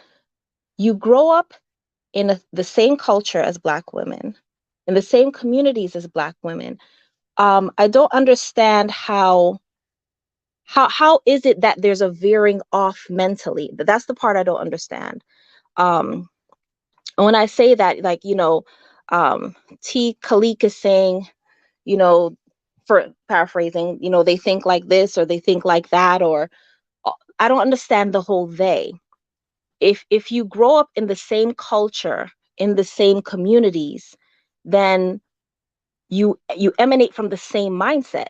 Like can you how is it that it is I don't understand how it's like we're talking about, almost like we're talking about two different races of people. If you grow up in the same community and in the same culture, you birth from the same mindset. And if there's dysfunction, it's dysfunction all around. It's not half the race got dysfunction and the other half doesn't. I don't understand that. Can someone explain that to me? Well, If I'm I being think clear. I said, like, and I said this repeatedly. I don't put all the women on black or blame on Black women. I say Black men participate because they validate it, and I think a lot of it's because they are trying to get access to sex from women. So they're not telling women the truth. They are validating bad behaviors. Take for example, if you want a Black woman to wear her natural hair, and that's the type of woman you want. If the majority of Black men aren't caring about it, if they don't care about how her weave is, they don't care how she talks, they don't care how she presents herself, they are putting up with it just to the access to have sex with her, and they're throwing all types of money at her, trying to pay all her bills. That does put that creates in the woman's mind that most men are tricks. I don't think a lot of men understand that. If the majority of their interactions with men is financial, meaning the man is he's trying to give her some type of economic material to get access to sex, that is going to screw up her head. That is the major problem that Black men participate in, and that's the major criticism I have with Black men. So where does it make sense to me from the perspective you're talking? It sounds as if Black men are on a higher moral ground than Black women and they're lowering themselves. I don't think that's the case. As I said, same culture, same communities, same upbringing. If there's dysfunction, it's on both sides. So people generally end up with people they're equally yoked with. So if there is, as you said before, like a woman in the hood who's pregnant, is because there's a man in the hood who is on her level. Like I don't think there is some sort of righteousness imbalance with who is ending up with who. You have Black men and Black women who are dusty, just as you have Black men and Black women who are sophisticated. But I keep hearing this narrative online as if, there is this particular righteous group of Black men that have risen out of the ashes and they have been lowering themselves to deal with Black women and their bad behavior. But there's also Black men who have bad behavior. So I don't understand that narrative. And that's why I said, if you're coming from the same root, how is there all of a sudden there's a divergence? Yeah, but Chrissy, You generally we're end up with people we're you're not equally yoked with. But Chrissy, we're not a monolith, and we're not coming from the same root. I didn't hear you. Chrissy, Say I it again. wanted to say to you, I said we're not a monolith, and we're not coming from the same root. Okay, so I see Black what men are she's coming from a saying. different root as a gender than Black women. Depending At on one time, the we were coming communities. from the same root, I believe. At one time, we were coming from the same root because she made a point that all these righteous men coming out the sky, and it's like they're denouncing their people and their culture. So to get happiness, they have to go overseas. But like you said, Chrissy, if it's bad in the women, then it's bad in the men too. So that's where she's saying, how do you, that's the separation, but everybody grew up together. Well, the thing is, the panel is mostly about women and why black men travel overseas. Because I've seen this panel holds black men accountable. I don't know if y'all seen those police videos that we talk about, or voting patterns, or black men rapping, things of that nature. So it's not that we're saying that black men are all righteous and the women are falling off. This is specific segment is focusing on the women. And just to answer, it doesn't matter if a woman's from the hood or not, a black woman from the hood or not. If she has that feminist mentality, she's going to be a problem. Like I said, this was exposed with the Kevin Samuels, where you see women who are like 35 plus, who weigh like 250 pounds, with a bunch of kids, and saying that they're high value and they're desirable and they want a man to make a certain amount of money. And it's like they think they're like tens. And it's like, where does this delusion come from? Like, who told you that you deserve? But a lot of women, you don't understand. A lot of women don't even look at the weight and see that's a problem. That's crazy. There's a biological reason why men prefer an average, or slim thick. What Dinah said. The biological reason is we have to have sex with you if we want a baby. If you don't look sexually attracted to us visually, there's no amount of cooking, there's no amount of money that you can do, because if our things don't work, we can never have a family. This is why the beauty standards is so high for women, and women who usually take care of themselves, work out, and things of that nature are sought after, because it's just like a biological mating habit. But a lot of women are delusional and don't understand that. And they think men are supposed to want to take care of their kids. They want to make these bad decisions. And it's just delusional about it. They don't see that as a problem. Yes. I think Kevin Samuels also crafted his. When you talk about the outer appearance. Now, back in the day, it wasn't just about the outer appearance. It was about the person themselves. And can we communicate? It wasn't about now. See, who contaminated our culture? Who helped contaminate our culture? Because it has been contaminated. And then I think a lot of us I'm going to say the younger generation is comparing themselves to their white counterparts when it comes to the economics. Because you mentioned how women want men that want to make a certain amount of money. Well, in that culture, somehow we was raised up to say, well, if you get a man, he needs to make a certain amount of money so he can take care of you. But in the white counterparts, they have that already planned, and they have access and they have availability to resources and economics. In Africa, before you married, guess what? They had the cows, they had the land. So when they married that woman, they had to be responsible, and it was planned out. So the Africans prepared the Africans for their mate and the family and the future. But over here, do you get what I'm trying to say, Chrissy and Khalid? There's a disruptor. So it becomes delusional, although you're supposed to be able to take care of the woman and make a certain amount, but America has not planned for you to be able to have the resources and what you need to be, do you get what I'm saying on that note? Yeah. And the thing is, I would take on a family like you should, but the white counterparts, they have that in place. Well, the thing is, it's a struggle. I'm saying a majority. Now, there's a small group that has it prepared, but the majority doesn't. Well, here's what I'm saying. I will never disagree with women wanting men to be economically sound. Like, I look at things in biological realities. If you are the weaker sex, of course you're going to want a man who is economically sound for security. And to me, that's a good thing, because what that tells men is that if you want the best woman, you're gonna have to work on yourself. I don't have a problem with that. I accept that. Where I disagree with you on is when you said looks never matter to men. Looks will always matter to men. Like I said, it's biological. We have a part in our body that only gets aroused when we look at you. It's nothing what you say. It's all how you look. If you don't meet that man's sexual threshold of how you look, he won't even approach you. This is why men even approach women. He approaches first on the beauty. If she's not beautiful, he knows he can't do anything with her. So for women to act like beauty don't matter, to me, especially if black women do it, it's kind of disrespectful to black men, because you're like, we can look any way we want. We don't want to take care of ourselves. Accept us as we are, and that's BS. So we go overseas, and there's women in their 20s taking care of themselves, looking good, and that natural biological male attraction is like, yeah, I want to be with her, and she's feminine. That's the problem. Thousands of bad-looking black chicks in America that look fine as hell. So what are you talking about?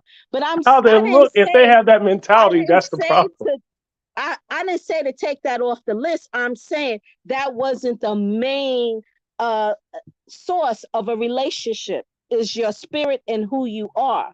You got so many fine black women, all colors, all shapes over here in America, and they're making their own dough. That's not what I was saying. They look good, and a lot of them, started buying body pots and buying hair and make a woman. So that's not what I was trying to say. I didn't say looks was not important. Looks is important, and you got women here who do take care of themselves. But the bottom line, if you're going to be together and you're going to have your bad days, that woman want to know, are you going to still be with me, regardless of what? What will keep her man if their mentality? When you grow old, your parents doesn't look the same when you were younger. That's my point. So that's real love is sticking together. Exactly. So go ahead. I agree a little bit with Ma. Looks do matter, but at the end of the day, like, the looks fade away as people get older. Initially it might matter, but cultural expectations and what your society expects of you in marriage, culture kind of determines what the marriage is going to be like and whether it's going to survive or not.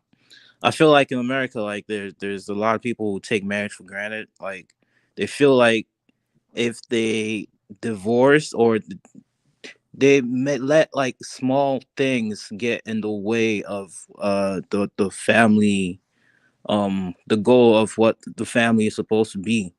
So divorce is a lot easier. So it's not, people don't really think about the effects before they actually separate their families.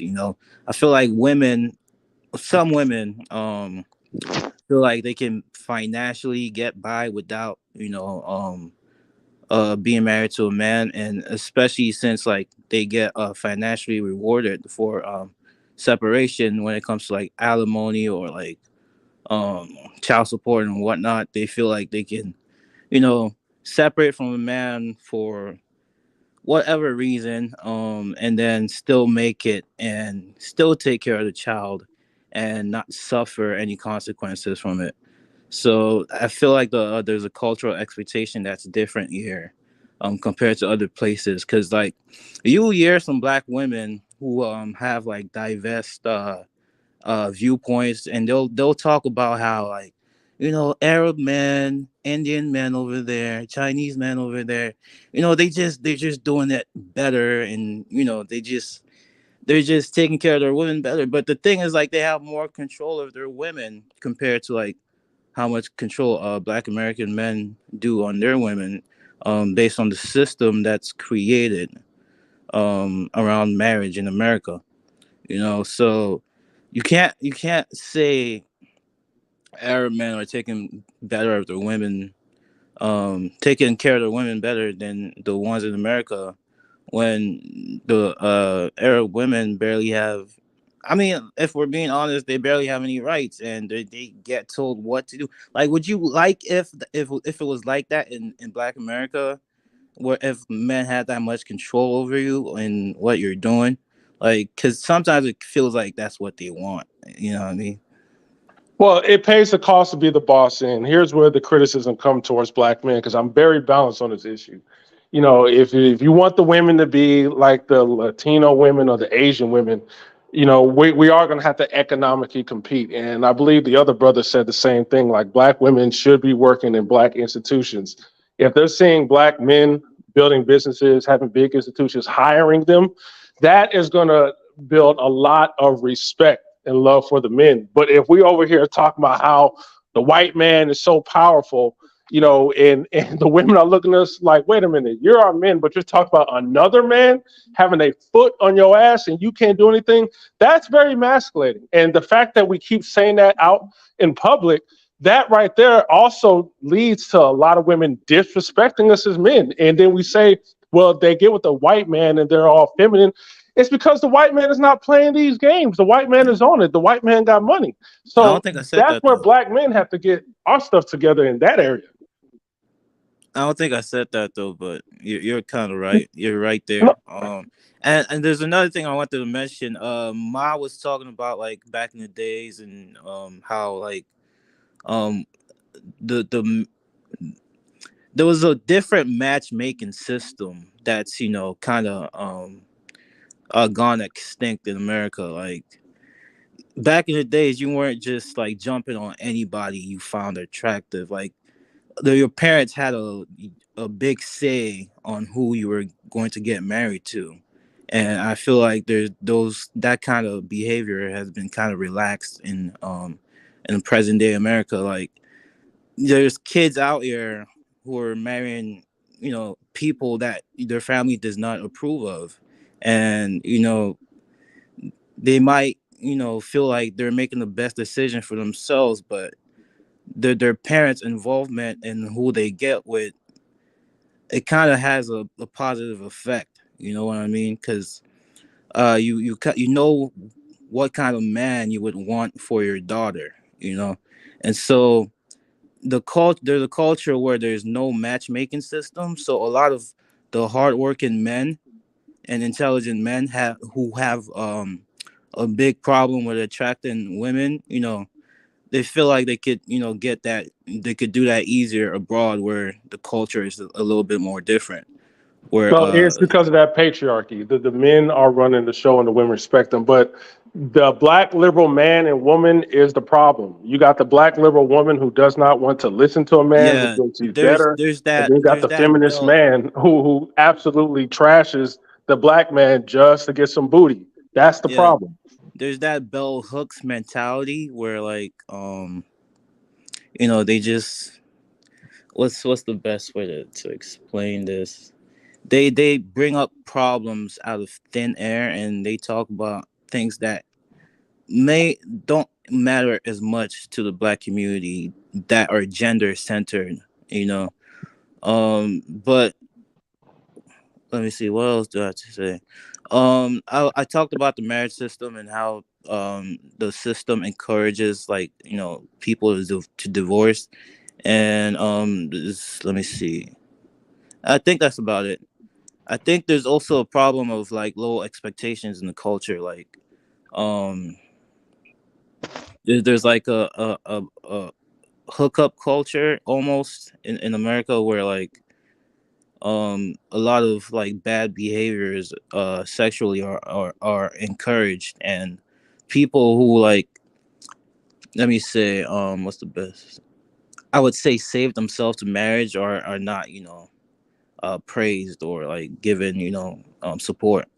But the thing is it worth black men staying here trying to fight it? Because I think back on topic, that's one of the reasons why they're going overseas. But the thing is, It's the thing this is, you're dealing with women. No, I'm being honest with you. You are going overseas. Just think about it. When you even go overseas to the countries that a lot of men frequent, you understand that the women are competing for your attention, and you can tell by how they look. Because I know you said looks don't matter, but they obviously understand what men want, Who and they said tailor looks don't matter? themselves to what. No. So they're talking about how looks does matter, because the thing is this: those women are tailoring themselves to the male gaze, and then how men talk about Here's the feminine thing, qualities though. and Here's the traits. They are thing. Here's soft, the they are cooking, they're doing all that stuff. So here's yeah, the brothers is traveling. Yeah, here's the and let's thing, do this. though. Let's pass it to Hood Hold on. Booger. Let me say something real quick, and then Well, bro, I'm stop. we got to pass it, man. You've been going for a Just real while. quick. Bro, Just real quick. Just real you've quick. been slow cooking, babbling Just real on quick. a crock pot Alex, for the last Bro, 30 minutes. I'll we're gonna leave move on, after Alex. this. We're I'll gonna move leave on. after. We're gonna move Just on, real Alex. quick, bro. Chill out. Good Here's the Lord, thing. man. Here's the thing. Passport bros are only like 1% of like the black male population in America. So it's like not even a drop in the bucket. So like we can't really put too much emphasis on what they're doing. Like what's Black America as a community doing to fix the gender dysfunction is what we have to focus on, because passport bros don't even matter too much to me. Okay, go ahead, Hood Booger Whisperer. Go ahead. Man, first thing first, man, I'm gonna salute your platform, man. I was raised indoors, I'm not sorry. outdoors. I'm sorry. High value Tyrone. Go Yeah, ahead. yeah. AKA the hood booger. You're not Walmart, Tavius. You are Publix. AKA the hood booger whisperer. You get what I'm saying? Like the thing about it, man, we got to support our people, man, and support what you're doing, man. I understand people come on, they have an agenda and everything, but Dynast Amir is a business. You get what I'm saying? And this is the problem with black people. We'll come on a brother platform with 100,000 plus subscribers and won't even salute his platform, won't even talk about what he's doing and help him advertise his own business. You get what I'm saying? We just come on here and just spew whatever. We already got an agenda of what it is. I was raised to always respect the house, man. So, man, I salute to what you're doing in Africa.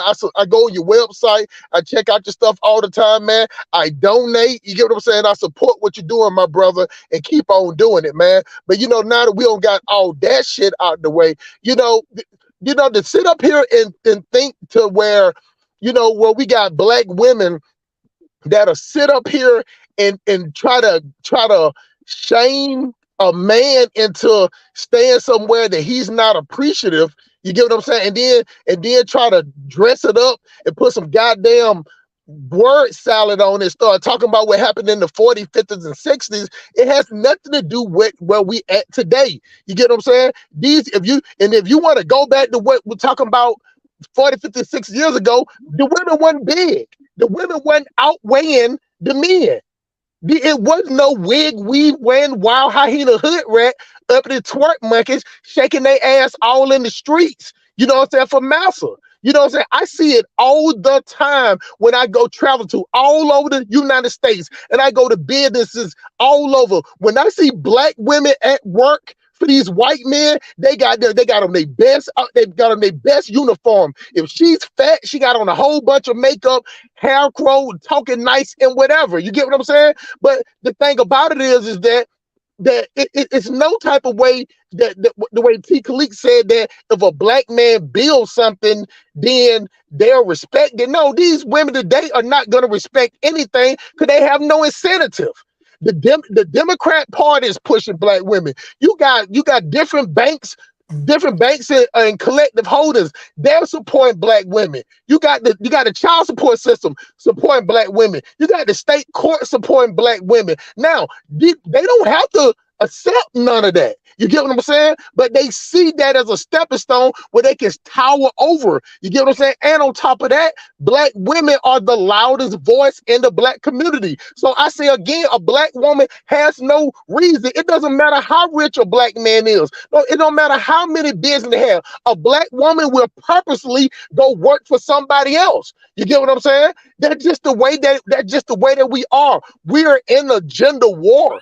It doesn't matter who started. It don't matter who started it. Bruh, It don't there's too matter who much finished it. negativity But with boy, this I talk, swear, bro. boy, nobody Too much interrupted you negative when you talk, were. bro. Nobody interrupted Damn. y'all super ultra soy boy, sugar boy from talking. I tell y'all all the Nah, time. bro, you're You just got way black too men. You negative, got bro. black men act just We like hear the this women. You got rhetoric black from men you act every just fucking like the week. women that raised her. So when you had Miss Chrissy came on here and when she was saying that, okay, if y'all was raised in the same neighborhood, y'all was raised up together. It was no raised up together. together. It was 70% of all black people are raised up by a single black woman. That means she's the dictator. Even if she's wrong, she right. You get what I'm saying? So then the man is pushed out. So even if a man wants to come around, a black woman will make his life harder, so he don't even want to come around. So the thing about it is, and there's a lot of black men saying, well, you know what?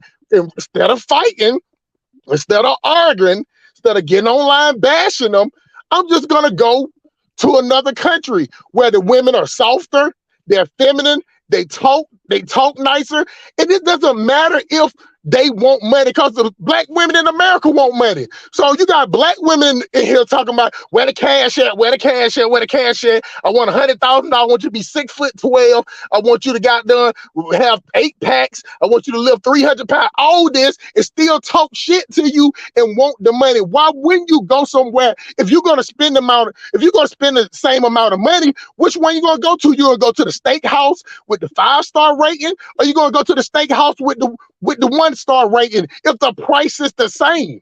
So it doesn't matter if some men don't want to fight because they don't have that mental fortitude to go back and forth with a woman. Most men don't even like to argue. And then you got these super ultra mega simps that T. Khalik say they out for the booty. They ain't just out for the butt, my brother. They out for the money, because black women will pay. That's how Derek Jackson sitting up here getting all this money. That's why you got the other little short dude that be calling me and Bozo, talking about as soon as you meet a black female, send her a cash out.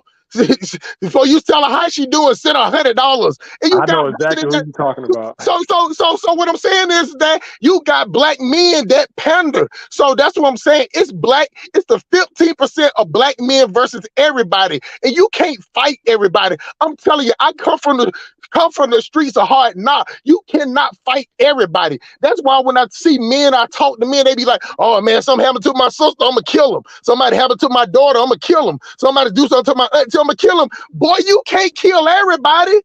You get what I'm saying? Like if you're willing to trick yourself off the street, those are the only men that they like. They like those dudes that'll sit up under there and be a battle bot, a Swiss Army knife for them. If you're anything other than that, they don't want to have anything to do with you because they don't have to. They can go to court and take your money and then don't even break you off with no box. So you sit around here chasing, how you doing? How you doing? How you doing? And then on top of that, the court system is against the black men. The black man and the black woman does not go through the same thing when they dealing with the court system. Or even when the police show up at the house. You got that woman got a damn near strangle you, have the fingerprints, have a picture taken for her to go to jail. The black man is automatically looked as the aggressor. You got to pay money to show that she was the aggressor. So why would you sit up there and fight all that? Now, me personally, I don't have that problem, but I understand the dudes that do. And I just don't like when I hear black men come and say, well, these are dudes that can't get chicks. They can get chicks. They just don't want, if somebody's going to take their money, they'd rather have a thank you and appreciate it afterwards. Instead of fuck you, nigga, I don't need you, nigga, go on about your business. I got another dude that'll do it. I'm saying? Buy me some Peruvian wet waving. And then these big bitches husky as fuck. These chicks are sassy, husky as fuck, and sit up here and want somebody to bow down to them. And I agree. I agree. They have every incentive to make a black man bow down because we ain't building nothing. The last point before I pass the mic, we was talking about what the Mexicans doing. The Mexicans ain't building nothing. These Mexican dudes standing right out here on the side of the road begging to work. You know what I'm saying? But you know what their woman is? Their woman is right out there selling goddamn tacos and selling goddamn enchiladas on the road. They ain't making their men make $100,000 to stick by them. Their culture is different. So it trips me out when we sit up here talking about, well, black women, if you build something, then they'll come. No, the Mexicans don't have to do that. I stay in Atlanta, and there's a big population of them. Them women sit right out there while they men out there begging to work, and then the women will come up there and help them. So they don't treat their men the same. The only people that go through what we go through with the women is black women. And if y'all ain't seen nothing, go to that foxhole when Ice Cube was talking the nicest he could to 5 prominent celebrity black women, and these women want something for themselves. Black women see themselves as a different race. That's just how it is. In the way that society, the internet, you get what I'm saying, and the politics, they treat it as such. When they talk about black women, they don't say black men. They don't say the black race. Even a politician get up there, they always say black women did this, black women did this, black girl magic, all of this shit. It's nothing about black dudes. When they talk about black men, they tell us that we need to get in line. So why the hell would you want to follow that? Take your ass to another country and deal with somebody that's going to be nice to you if you're going to spend the same amount of money. And I pass the mic. Hey, let me do this. Chrissy, if you want to respond to that, then I'll pass the complex and then we're going to close out. Go ahead, Chrissy. I agree with what you. Hold on, my Global Green Book. I'm taking a group in April, the Sierra Leone Global Green Book. I'm taking a group in April for citizenship, Global Green Book. All right, go ahead, Chrissy. Then we'll pass the complex. Go ahead, Chrissy. Go ahead, Chrissy. Go ahead, Miss Chrissy. Hi, I'm sorry. One moment, please. Okay, go ahead, complex. All right, peace, everybody. Can y'all hear me? Yeah. I'm sorry. Oh, go ahead, Chrissy. Go ahead. I'm out your way. No, I was just gonna say that what Hood Booger Whisperer was saying was accurate. You know, I do hear that a lot, which always confuses me. Many times in the media, when Black women speak, they speak about themselves as a separate race. That is accurate. I can't dispute that because it's accurate. I've heard it. I've heard it in the workplace. And that's a problem. But let me ask you this though, Miss Chrissy. To think about it like this. If I went to my job and they said, man, you know what, we got 100 people that we want to hire, and I would immediately go say, let's get some black men and black women in here. You get what I'm saying? See, it's only black women that talks for themselves. You get what I'm saying? See, when a woman gets money, she wants to be independent from a man. But when a man gets money, he's like, okay, you know what I'm saying? Wet female. Oh, I don't care if he's a player. He's still trying to figure out what can he do on Friday when he gets paid. Like, this is how men think on Friday, man. I got this, man, I just brought home like 1,200, 1,300, man. You know, let me put a little something to the side because I got to take the woman. Like, a man automatically start allocating funds, you know what I'm saying, to go for a woman, you know what I'm saying? Some type of way, even if it's leisure, going out to eat, you know, going to the movies. But when a woman get her paycheck, she thinking about what weave on sale. You know what I'm saying? Where these shoes I can buy. You know what I'm saying? So the thing about it is her money goes on her.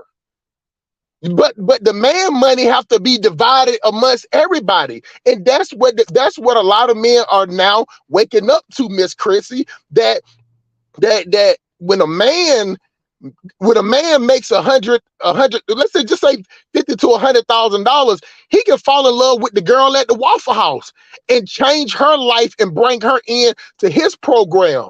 But a woman that's making money, making $100,000, if she mess with a brother that makes less than her, then she's settling. So why is it not settling when a man does it? That's just natural, though. What That's nature. I understand that. See, but what I'm saying is that you don't use something that's natural to castrate the men. See, some double standards I love. You get what I'm saying? Just like women get in the club free. I'm not gonna stand outside and be like, man, fuck them, man. They get in the club free, whatever. I just know how it is. But what I'm saying is that the double standard that helps black women, instead of them just being like, okay, it is what it is, they use it to crucify men. And men that I agree with. And men I are agree seeing too. it. I see, yeah. I See, can't dispute that. that's what I'm trying to tell y'all. I come from the point, and it's shocking that most of y'all think that I hate women. It's just that I don't simp for them. You get what I'm saying? I'm not gonna paint a rosy picture for men. I'm not gonna paint a rosy picture for women. But I understand that most of y'all was raised up by a single black woman. You know what I'm saying? And just like I always say, Tupac told the biggest lie ever that was put on a goddamn rap sports on. Even though she's a crack fiend mama, she always was a black queen. No, she's not. She's a chick that smoke crack and sell pussy on the block. You know what I'm saying? It don't change the point that she's your mom and she birthed you, but that's not a queen. That's not queen behavior. That's hoe behavior. In some type of way, as black men, we got to stand up and call hoe behavior what it is. You get what I'm saying? So I got most women in my family. So therefore, if they was to see what people say about me, they'd be like, "Oh my God, I'm the nicest person in the world." But I hold people accountable, and I'm for men. Somebody got to be for the men, because everything is geared towards women. And so you got women that, like the brother saying, is this 1%, 2%, 3%? If it was only 1%, then why a total of 80% of black women coming against them? Because black women black women are seeing them, they're tricking off money blowing up. That guy that used to pay for the gas, he ain't just giving a $40 for the gas no more. You get what I'm saying? That guy that would pay for the nails just because, you know what I'm saying, he ain't doing that no more. They're seeing the money dry up. And on top of that, other group of men are not snatching black women up, because the trick part that black women cannot master, Miss Christie, for the most part, they cannot tone down that ratchet attitude. And other race of men do not like that. They do not like that ratchet attitude. So even if a black woman come with the niceness at all, you give her 2 or 3 months, you know what I'm saying, there come the bunny, there come the pan the head, there come the ratchet behavior, you know what I'm saying? So those men just use black women as target practice. You get what I'm saying? Like, this is the thing, and I'm gonna pass the mic after this. See, it's easy for a smart person to play dumb, but a dumb person can never play smart. You can always tell when a dumb person is trying to act smart, but a smart person can play both sides. And black women have not mastered that. So therefore, they have no choice. But even the same men that they talking shit to, it's the same men that they're raising that 70%. So you got the black woman next door. They stand right next door to each other, Miss Christie. She complaining about the lady's son next door, and the lady next door is complaining about the son next door. But they both want each other's son. It's the weirdest shit in the world. And therefore, black men cannot win that battle. So the only thing you can do is remove yourself from the situation and let them fend for themselves. And I pass the mic. Hey, man. That man ain't never lied. And I want to say, man, in the name of the Great Spirit, whatever y'all call the Great Spirit, great creators, like, he ain't never lied. And I want to mention something to y'all. Just 2 words. Generational curses. Like, you got grandmoms, great-grandmas, aunties, and moms passing down broken hearts, broken knowledge, broken minds, broken culture to their sons and their daughters. And somebody got to heal it or cut that line off. Whether cutting that line off means to go to Africa or wherever they want to go. Because to me, we're not just here for happiness. We're also here to pass down inheritance, to pass down property, to grow our seeds in a better mentality than even our mothers may have had. And our daughters are suffering from this in America. It's breaking relationship between father and daughter. Some that I ain't hear many people in this panel talk about. Can you hear me, Dynast? Loud and clear. Like, our sons and daughters are being broken from this place, from this accursed culture, Roman culture you call America. Like, and I'm not anti-American. There are good parts of America. There are things I will keep in America, but I would not let it run my mentality. And I do not want to raise my children in a mindset of this broken family history. Like, I don't know how many fathers on here have daughters, but I want to hear y'all talk about, like, how is it affecting your relationship with your daughters? Like, having a daughter with a modern woman mind is a hardship. It's a hardship to help her heal her heart. It's a hardship to help her pick the right men. It's a hardship to teach young women that the reason the father gives the daughter away because we know the type of men that you're giving them to. So women, ladies, please hear your men and see when that 1% that you call that 1% is leaving, it's a problem. And we got to do something to solve it, or men just gonna keep leaving. And if all your good men leave, and you left here with a public school system that's telling your children they can change their sex when they want, and the public schools will now help your child do that, whether male or female, and will try to and have the system take them from you if you try to discipline them about not doing it or make a decision to be their parent. This place has overstepped its bounds, even by its own constitution, which protects your natural right as a parent, or is supposed to protect it. That's over with. The only thing I'm gonna say, I don't think the women care, and what we have to understand is this: as long as there's validation, men will validate bad women behavior.